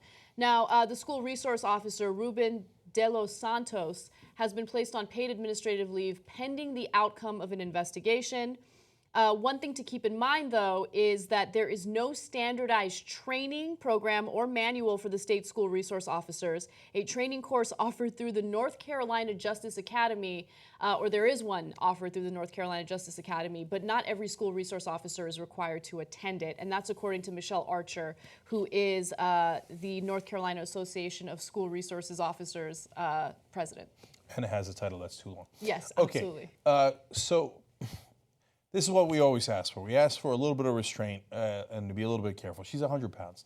So I never want to minimize the frustration that cops or security is under. You ever try to separate two 15-year-old girls who are having a fight? Now, in this case, we don't know for sure that Jasmine wasn't even in the fight. Right? Yeah. But I get it. That's a hard situation. When I was in high school, I saw teachers trying to separate people. It's not easy, right? But that cop looks to be significantly above 100 pounds, right? And when you got a 100-pound girl, like, be careful about slamming her down, because the mom's right. Not only does she have a concussion, she could have died. So that's why we're asking her to be careful. And too often, it appears like people are not that careful because it's not that important to them. Mm-hmm. Now, it's an 8-second video. Let's let them do an investigation. And maybe the guy, it was just, if you look at his whole record, it was a momentary lapse and he's overall a good cop, right? I don't know. We don't know anything about the guy. Yeah. Or if you find out his record is he does this fairly regularly, then that's a huge cause for concern. Right. The only thing that, only detail that I've learned about him through reports is that he's been working as a school resource officer for 4 years. And that's it. I don't know what his record is. I don't know if there's been any allegations against him in the past. I just think that, just based on what we know, he could have prevented that type of force, right? Like, you're right. She's 100 pounds. She's a lot smaller. I mean, you're a cop. You just break them up. Break them up. Right? Like, I'm not saying that it's like the easiest thing in the world, right? I mean, if I saw two girls fighting or however many girls fighting, it's not break them up. It's going to be a little more difficult than that. I understand that, but I feel like it would be much easier to restrain them or more effective to restrain them than to body slam a student onto the floor to the point where they could possibly die. Again, she suffered a concussion. That's serious. Jake was talking about fairness. Who knows what his record is, what he's done, how many times he's been doing this. Maybe he's not always the bad guy. You're right. Cool. We've all seen fights in high school. Yes. We've seen hundreds of them. They don't check the record of the kid who's in the fight and say, well, how many times has he done this? If she's been in this her first fight, or even who knows what level, we don't know where in the fight she was involved. They don't go, well, it's only her second fight, and she's a sophomore now. So 1 a year is okay. We'll let her off the hook. There's no leniency. There's no chances. This guy whatever punishment there should come to him, fine. I'm not saying he should be fired, never be working in the police office again, but he should get whatever full level of responsibility befalls him. And everyone has their jobs and everyone has their responsibilities. You have to pay for whatever you do when you do it wrong. I just think that the training thing is the biggest problem, right? Really? There's no standardized training for school resource officers? So let's militarize the police force. Let's militarize school campuses as much as possible. Put all these cops. By the way, yeah, there were a ton of fights when I was in high school, when I was in middle school. And you know what? In the vast majority of cases, actually in all cases, we didn't have campus police. You know who broke up the fight? Teachers, okay? Administrators. And you know what they did? Just break them up. Break them up. There was no body slamming, okay? There were no chokeholds, nothing crazy like that. I mean... So just last two things here. We all survived that era, okay? So it's possible to survive it without cops or school resource officers swarming the campus. A more common problem is kids getting arrested, because if you put officers in a school, what are they going to do? They're going to want to do something, right? And I'm not blaming them for it. You put them there so they're going to police the school, and then next thing you know, a lot more kids are getting arrested. Whereas we had fights all the time, but I lived in a suburb, so nobody ever got arrested, right? So now, and in this case, that's not the issue. The other issue is now you got a cop, and he's, again, an officer, and he's used to some degree of force, whereas the teacher is maybe a little bit more cautious, right? And instead we have, the general attitude and culture, unfortunately, in the country of officers, which is enforce authority, right? And you enforce authority. And look, guys, always shoe on the other foot. If I'm that officer, it's a hard job to do to split them up. But if I'm that girl's dad, and I just saw somebody body slam my 100-year-old daughter. 100-pound daughter. I'm sorry. Well, that would be an interesting one, wouldn't it? Okay, I'd be like, thank God I'm still alive.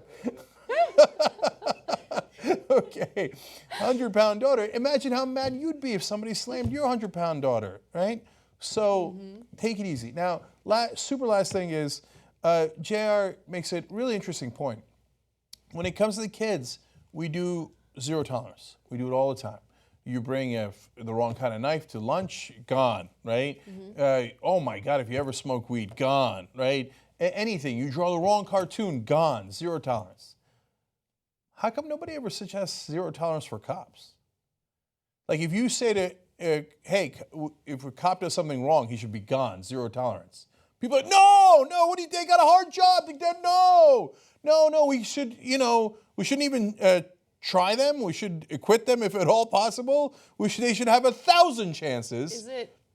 Public opinion has something to do with it, I think. But also, look, cops have the protection of unions, right? Kids don't. Yeah, that's it. We need a kids union. And if you point out where the troubles these kids may have, who knows what troubles? She probably has no troubles. But whatever kids are causing trouble, because we know there's troublemakers at every school, by the way.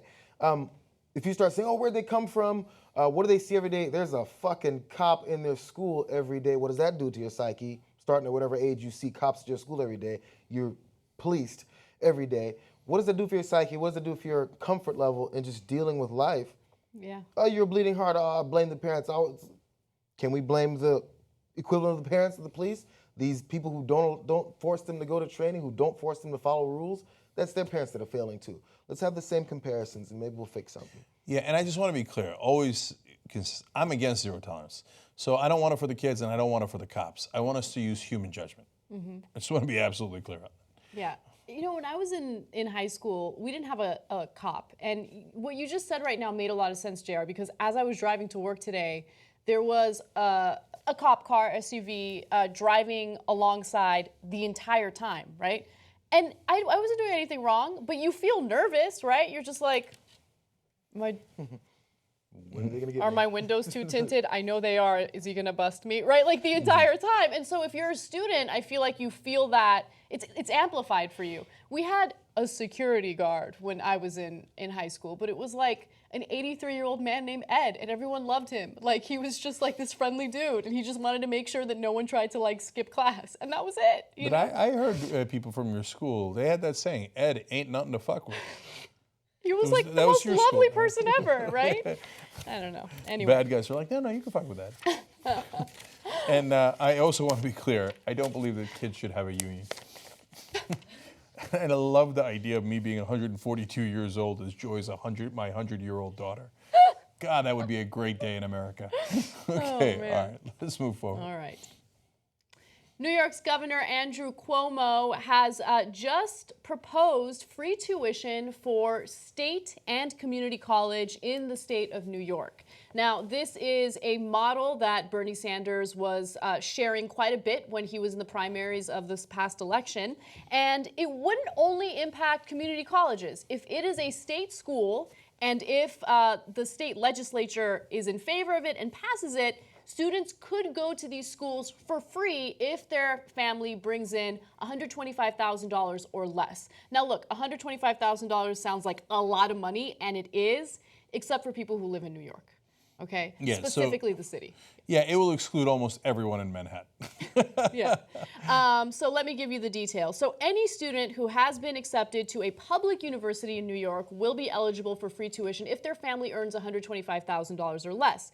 Under the proposal, the state would complete students' tuition payments by supplementing existing state and federal grant programs, essentially covering the balance. So it's not like these schools aren't going to get any tuition money. Of course they are. It's just that the state is going to kick in and pay for the rest of the tuition if the grants and whatever aid they have isn't enough.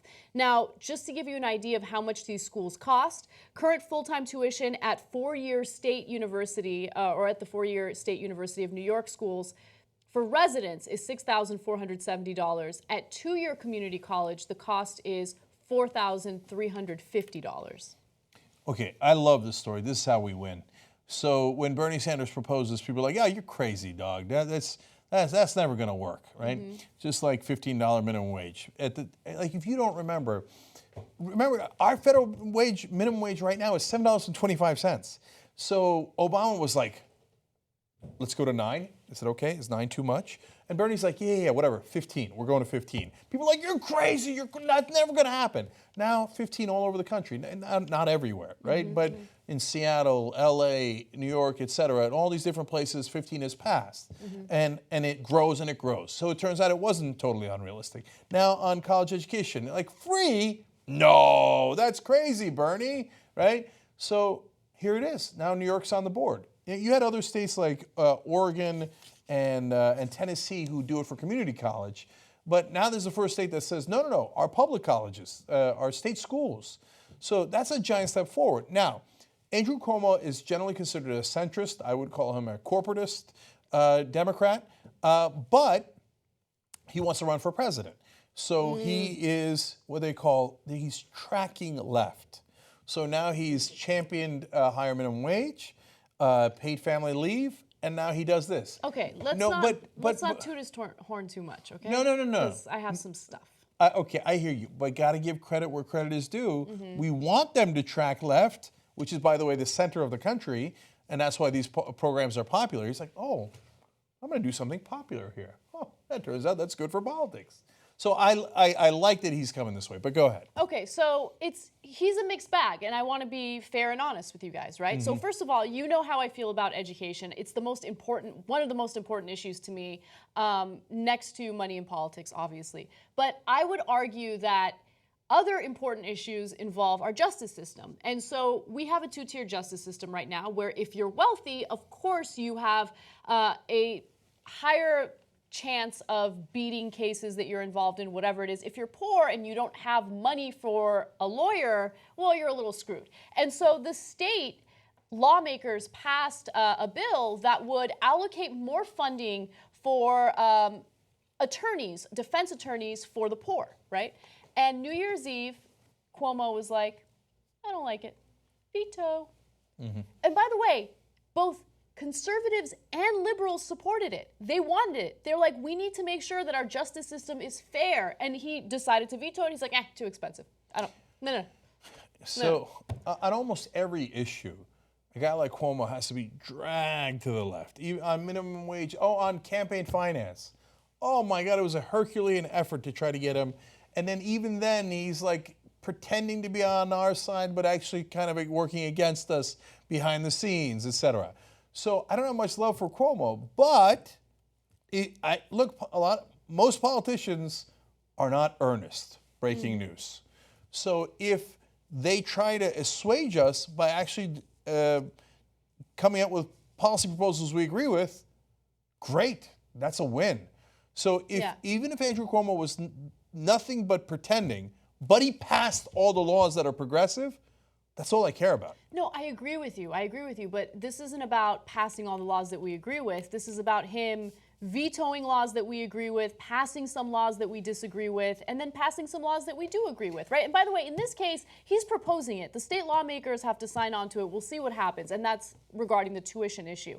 The third thing that I wanted to bring up in this story is, in my opinion, the most nonsensical decision that he made. He vetoed another bill that would finally update a very, very outdated law in the state. So in 1958, the state decided to outlaw a specific type of pocket knife, right? I think they're called gravity knives, if I'm not mistaken. And so a lot of people carry those knives who aren't criminals at all, including chefs, right? And so since 2003 and 2013, 60,000 people have been arrested for having that knife. It's just an easy excuse for cops to arrest people, even though they know that that knife is not going to be used in any type of criminal manner. And so lawmakers are like, yeah, 1958 law, it's ridiculous, let's change it, let's repeal this ridiculous ban. And for some reason, Cuomo decided, no, veto. Why though? Why? I don't understand. And you need those knives to fight against gravity. I mean, how else are you going to beat gravity? Okay, so I know, brothers and sisters, the dude's a mixed bag. I'm not trying to get you to love Andrew Cuomo. I'm just saying that if the lawmakers go along with it and New York is on the board, that is literally unprecedented. It would be the first state on the board where you can get a free college education, no matter what class you grew up in. And I think that it's actually great policy, not just because it's fair, but because it'll help New York. You know, people say like, oh, if we just give tax cuts to the big corporations, they'll come to our state and that'll help them. No, I think that if I am middle class and I think, well, if I live in the state of New York, maybe my kid gets a free college education that otherwise we can't afford, I might move to New York. Yeah. I think that it helps the state. It just, on every ground, it's a great idea. So let's hope they pass it. And credit to Bernie, who started it and who was with Cuomo when he was announcing this. And credit to Cuomo in this case. Fine. Okay, we have agreement. Thanks, God. And remember, don't leave home without your gravity knife in case you fall off a building. Okay. All right. Washington, I got you. By the way, I think I might be wrong on the name of the knife, so please don't quote me on that, okay? I'm just so amused by trying to stab gravity on your way down. I got you, motherfucker. You're not going to get me. Okay. Anyways. Okay, we got to take a super quick break. Come right back. We got more stories.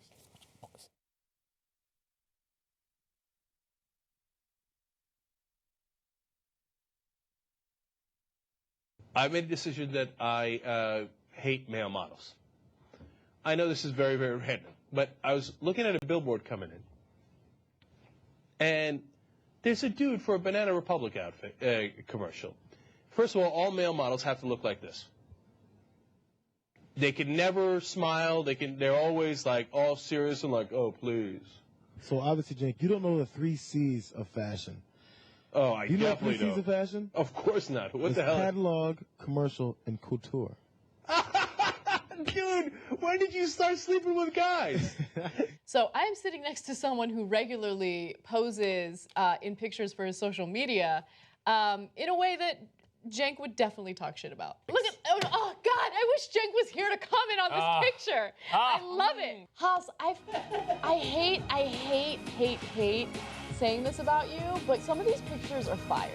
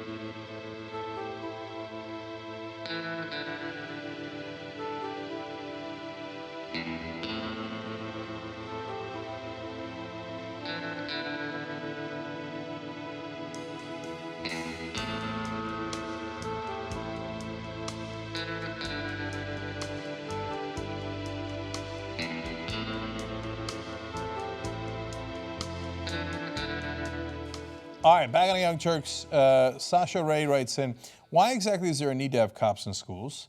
Myotis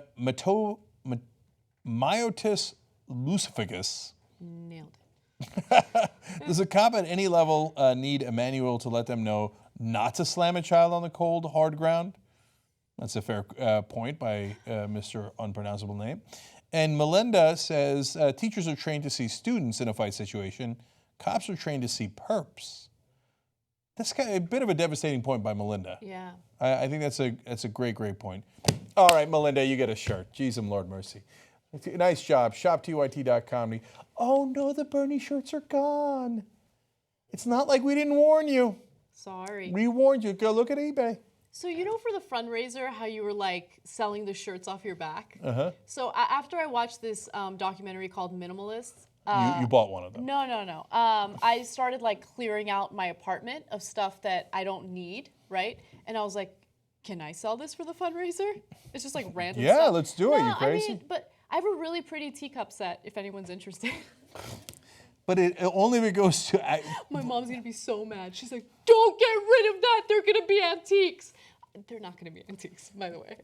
No, every time I see an old penny, I'm like, no, come on, get out of here. Okay? But every time I pause. Only when your daughter's 100 years old and you're 142. I know.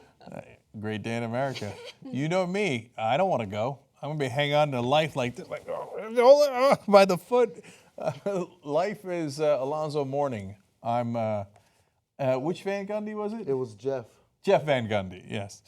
Okay, Robert from Vermont, $27. Bless your heart, brother. Larry from Salem, Oregon, $20. Bless your heart, brother. Cody, another brother, $15 from Florida. Love you guys. I've started using the word brother, and I can't get enough of it. Okay. Oh, look at that. God, I love you guys. Okay. Can I see 625 by tomorrow? Tomorrow's show. Can I see that? Because we got to get to a million. We only have 16 days left. It is panic time. tytnetwork.com/go in order to panic. Okay. Nikosi Hunter is member of the day along with Emma Reed. So thank you, guys. We got a post game. We got TYT Classics coming up for you guys.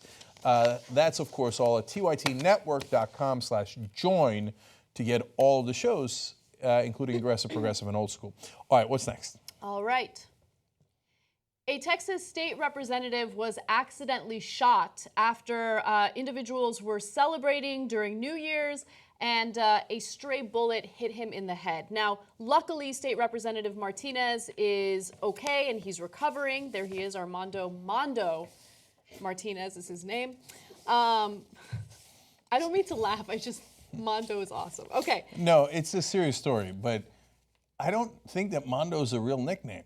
I think Mondo's just a name, right? Like, yeah, that's like saying, okay, Jank, his nickname is Ank. Jank Ank. Okay. Sure.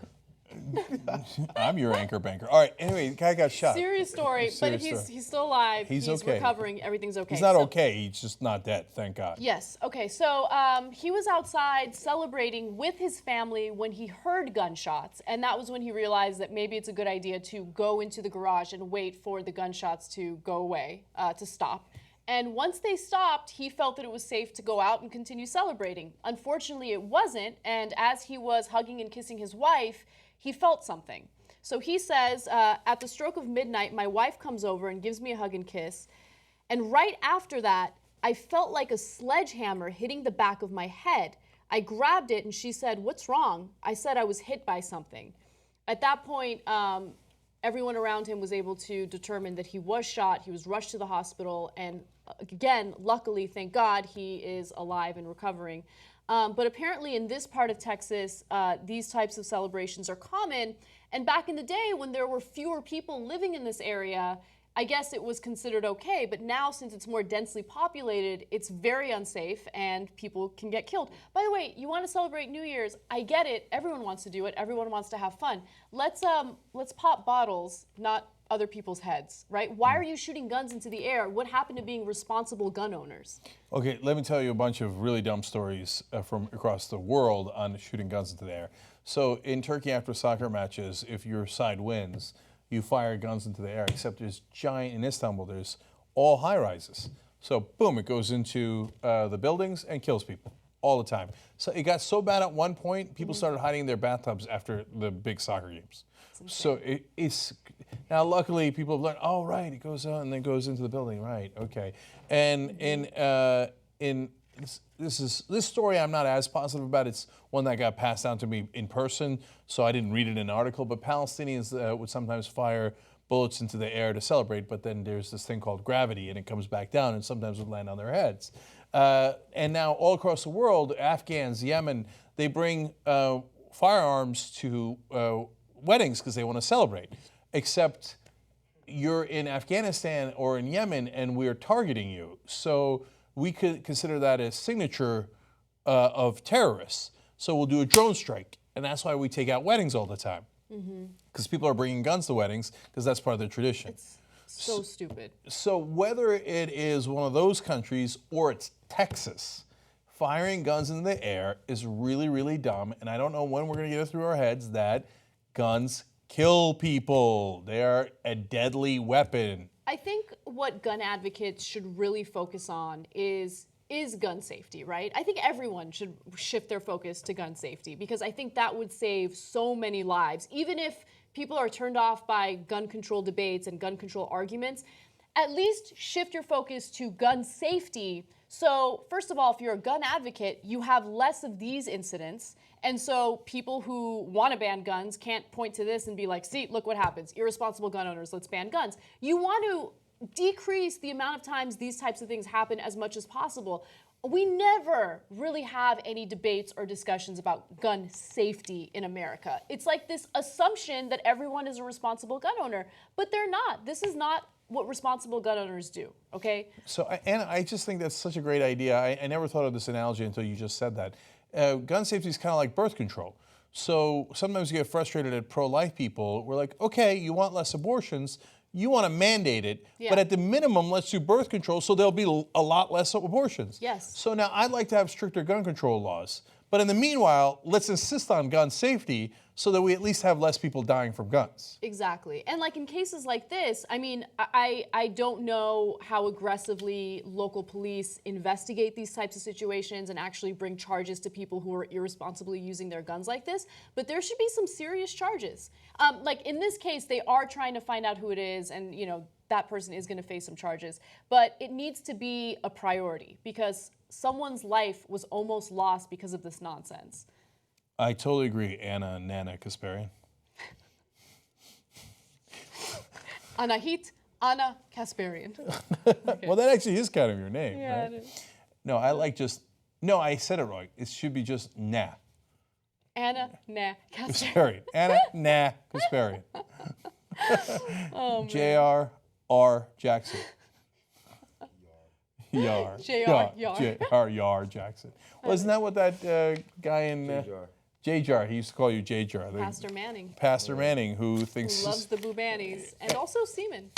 Well, I mean, to be fair to him, he does believe the semen is delicious.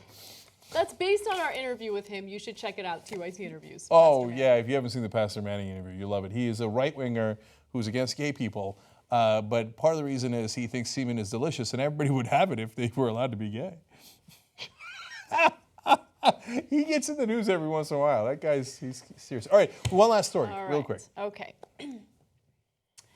Ellen DeGeneres has decided not to have gospel singer Kim Burrell on her program, and many are thinking that it's probably because a video of Burrell speaking about the LGBT community was leaked and went viral recently. Now, in the video, and we don't know when the video was taken or when she made these statements, Burrell said some pretty hideous things about gay people. Let me give you just one part of it. She said, "Everyone in this room who's filled with the homosexual spirit, beg God to free you. You play with it. What does that mean? You die from it. You play with it in God's house in 2017, you'll die from it." She also called gay people perverts later on in the video. Now, Ellen DeGeneres was asked repeatedly whether or not she was still going to have Burrell on the program, and here's what she said via Twitter. "For those asking, Kim Burrell will not be appearing on my show." That's it. End of story. Now, here's the ironic part about this entire story. The song that she was going to perform on Ellen's show is from the movie Hidden Figures, which stars Jim Parsons, an openly gay actor, and Taraji P. Henson and Janelle Monáe, all of whom have been advocates for homosexual spirits. Is that like a really great gay drink? I'll have some homosexual spirits, please. I bet you it's delicious and a lot of fun. So yeah. Okay, so I think this is how we get progress, even though it's uncomfortable to ban one another, right? Look, the only thing better, in my opinion, would be is if she had her on the show, but to talk about this. And if Kim Burrell was okay with that. My guess is she's not gonna be okay with that. Yeah, I think you make a really good point. I don't know whether or not she'd be okay with it, but I think the reason why, and this is just my speculation, so let me be clear. I think the reason why producers and potentially viewers were not interested in having her on is because of her non-apology after this video was leaked. So we have a little snippet of that. She released it on Facebook, so you can check out the full video on her Facebook page. But here's Kim Burrell and her non-apology. Take a look. Don't you all listen to me. Listen to me. Don't you become frazzled. We're not in a war against flesh and blood. We're not in a war with that. Hi to everyone. We're not in a war against flesh and blood. I came on because I care about God's creation. And every person from the LGBT and anything else, any other kind of thing that is supporting gay, I never said LGBT last night. I said S-I-N. And whatever falls under sin was preached. Now, what was posted was not all I preached too, but only that. Isn't that something? That is designed of the enemy to make it look like I have a personal agenda against people. Okay, so just to clarify what she's saying, it's what you hear from a lot clarity. of religious people after they get criticized for saying hideous things about the gay community. I don't hate the sinner, I hate the sin. Right? Yeah, That's the argument. it's gobbledygook. They talk in circles. All religious people do, from almost all the religions. No, from all the religions, to justify, this insane hypocrisy that they've been taught. So, okay, I'm not against flesh and blood. So you're a gay person. I'm not against you. I just think that you live in sin and that you're going to die soon from that sin that you bathe in. Anyways, what? Why are you all upset? I don't get why you're upset, right? Okay, oh my God, this voodoo drives me crazy. All right, Kim Burrell has been brainwashed, like most religious people have been brainwashed, into a set of laws that make no sense, and they ignore the parts of their books that are inconvenient.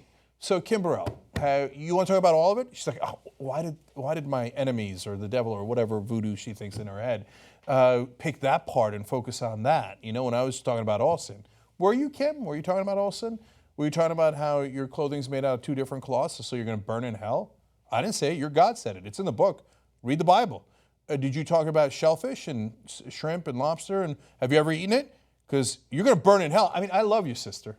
I love you, right? I'm not talking about flesh and blood. I'm just talking about the sin that you live in. You're going to die from that, and then God will torture you forever in hell because you ate shrimp. It's in the book. I didn't make it up. Your God made it up. So either quote the whole book or shut the fuck up. Because you go around spreading hate against people and then pretend like, what, me, I don't know. Well, no, why are you only quoting the parts of the book against certain people? Now you think Kim Burrell came up with that? I'm gonna go over the top. I don't think she's bright enough to come up with that on her own, because she does the same gobbledygook all these brainwashed people do. And then I love the sinner, but I hate the sin, but I'm judging you, judging based on who you are, and you're filled with this and you're filled with that. So no, your religious leaders, they do it in all the religions, fill your head with, okay, these are the people that are the outsiders and we hate them. And it used to be that if you got divorced, you were in that group. Ooh, God hates divorce. If you were in an interracial marriage. Interracial marriage. God hates interracial marriage. They justified slavery with it. By the way, slavery is in the Bible. Read the book, okay? Read the book. It's in the Quran. It's in the Bible. It's in all these different things, okay? So when it was needed to justify hatred, as it is today, they always do it, right? So, and they always selectively quote it, because there are also wonderful parts of the Bible, wonderful parts of the Quran, and the Torah and all that stuff. There's also bad parts that it's inconvenient. So we don't quote the divorce anymore. Why? Because now everybody's divorced. So it's harder to hate your neighbor. I mean, we're all good Christians here, but we all got divorced. So we're just going to ignore that part of the Bible, right? But gay people, we're still allowed to hate. But we're on the border now, because it turns out my nephew's gay, and I didn't know that. And my daughter turned out to be gay.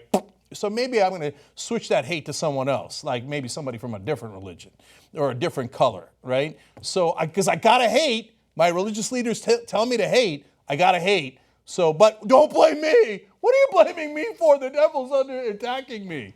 So you're angry, and I understand that rage, but there's also a silver lining to this story, right? Mhm. Because after a year of some of the worst statements coming out of our now president-elect and people defending him over and over again for saying those things, it's refreshing to see someone get criticized for saying something hideous about a group of people, right? Yeah. And so everyone, the online community, the producers of the Ellen Show, everyone is denouncing these statements. And it's hopefully eventually a teachable moment for Burrell. It's hopefully eventually a teachable moment for anyone who believes this kind of stuff. And by the way, if you watch the video that got leaked, everyone in the audience or everyone who's listening to her is like, yes, like everyone's agreeing with her. And so she's in that bubble. So she probably didn't expect to ever get this kind of criticism for what she's saying. So you're right. Yes, it's part of religious brainwashing. It's part of the bubble that she's in. And she's a gospel singer. Okay? She grew up in that bubble. She works in that bubble. She lives in that bubble. I'm not making excuses for her. I'm just saying that this is a teachable moment. And luckily, there are still people out there who want to fight for those who are disenfranchised. So, Kim, we won't ban you from the show. You come on and you explain to me if you've ever eaten any kind of shellfish, okay? And then, no, I'm being dead serious. If anyone talks about how being gay is a sin, I ask them if they've ever eaten shrimp, because if they have, it is an equal sin in the Bible. Do you believe the Bible or do you not believe the Bible? Go sing a song about shrimp. Why don't you do that? Because you have been brainwashed to hate and you don't even know it. Okay, I gotta go. I gotta go fight gravity. Somebody get me a gravity knife. But not in New York, okay? Okay, but not in New York. Okay, all right. Post game coming up. TYT Classics tonight. Sorry, no old school today, but there's like hundreds of episodes to catch up on. So tytnetwork.com/join. Can I see 625 by tomorrow? tytnetwork.com/go. Bye-bye.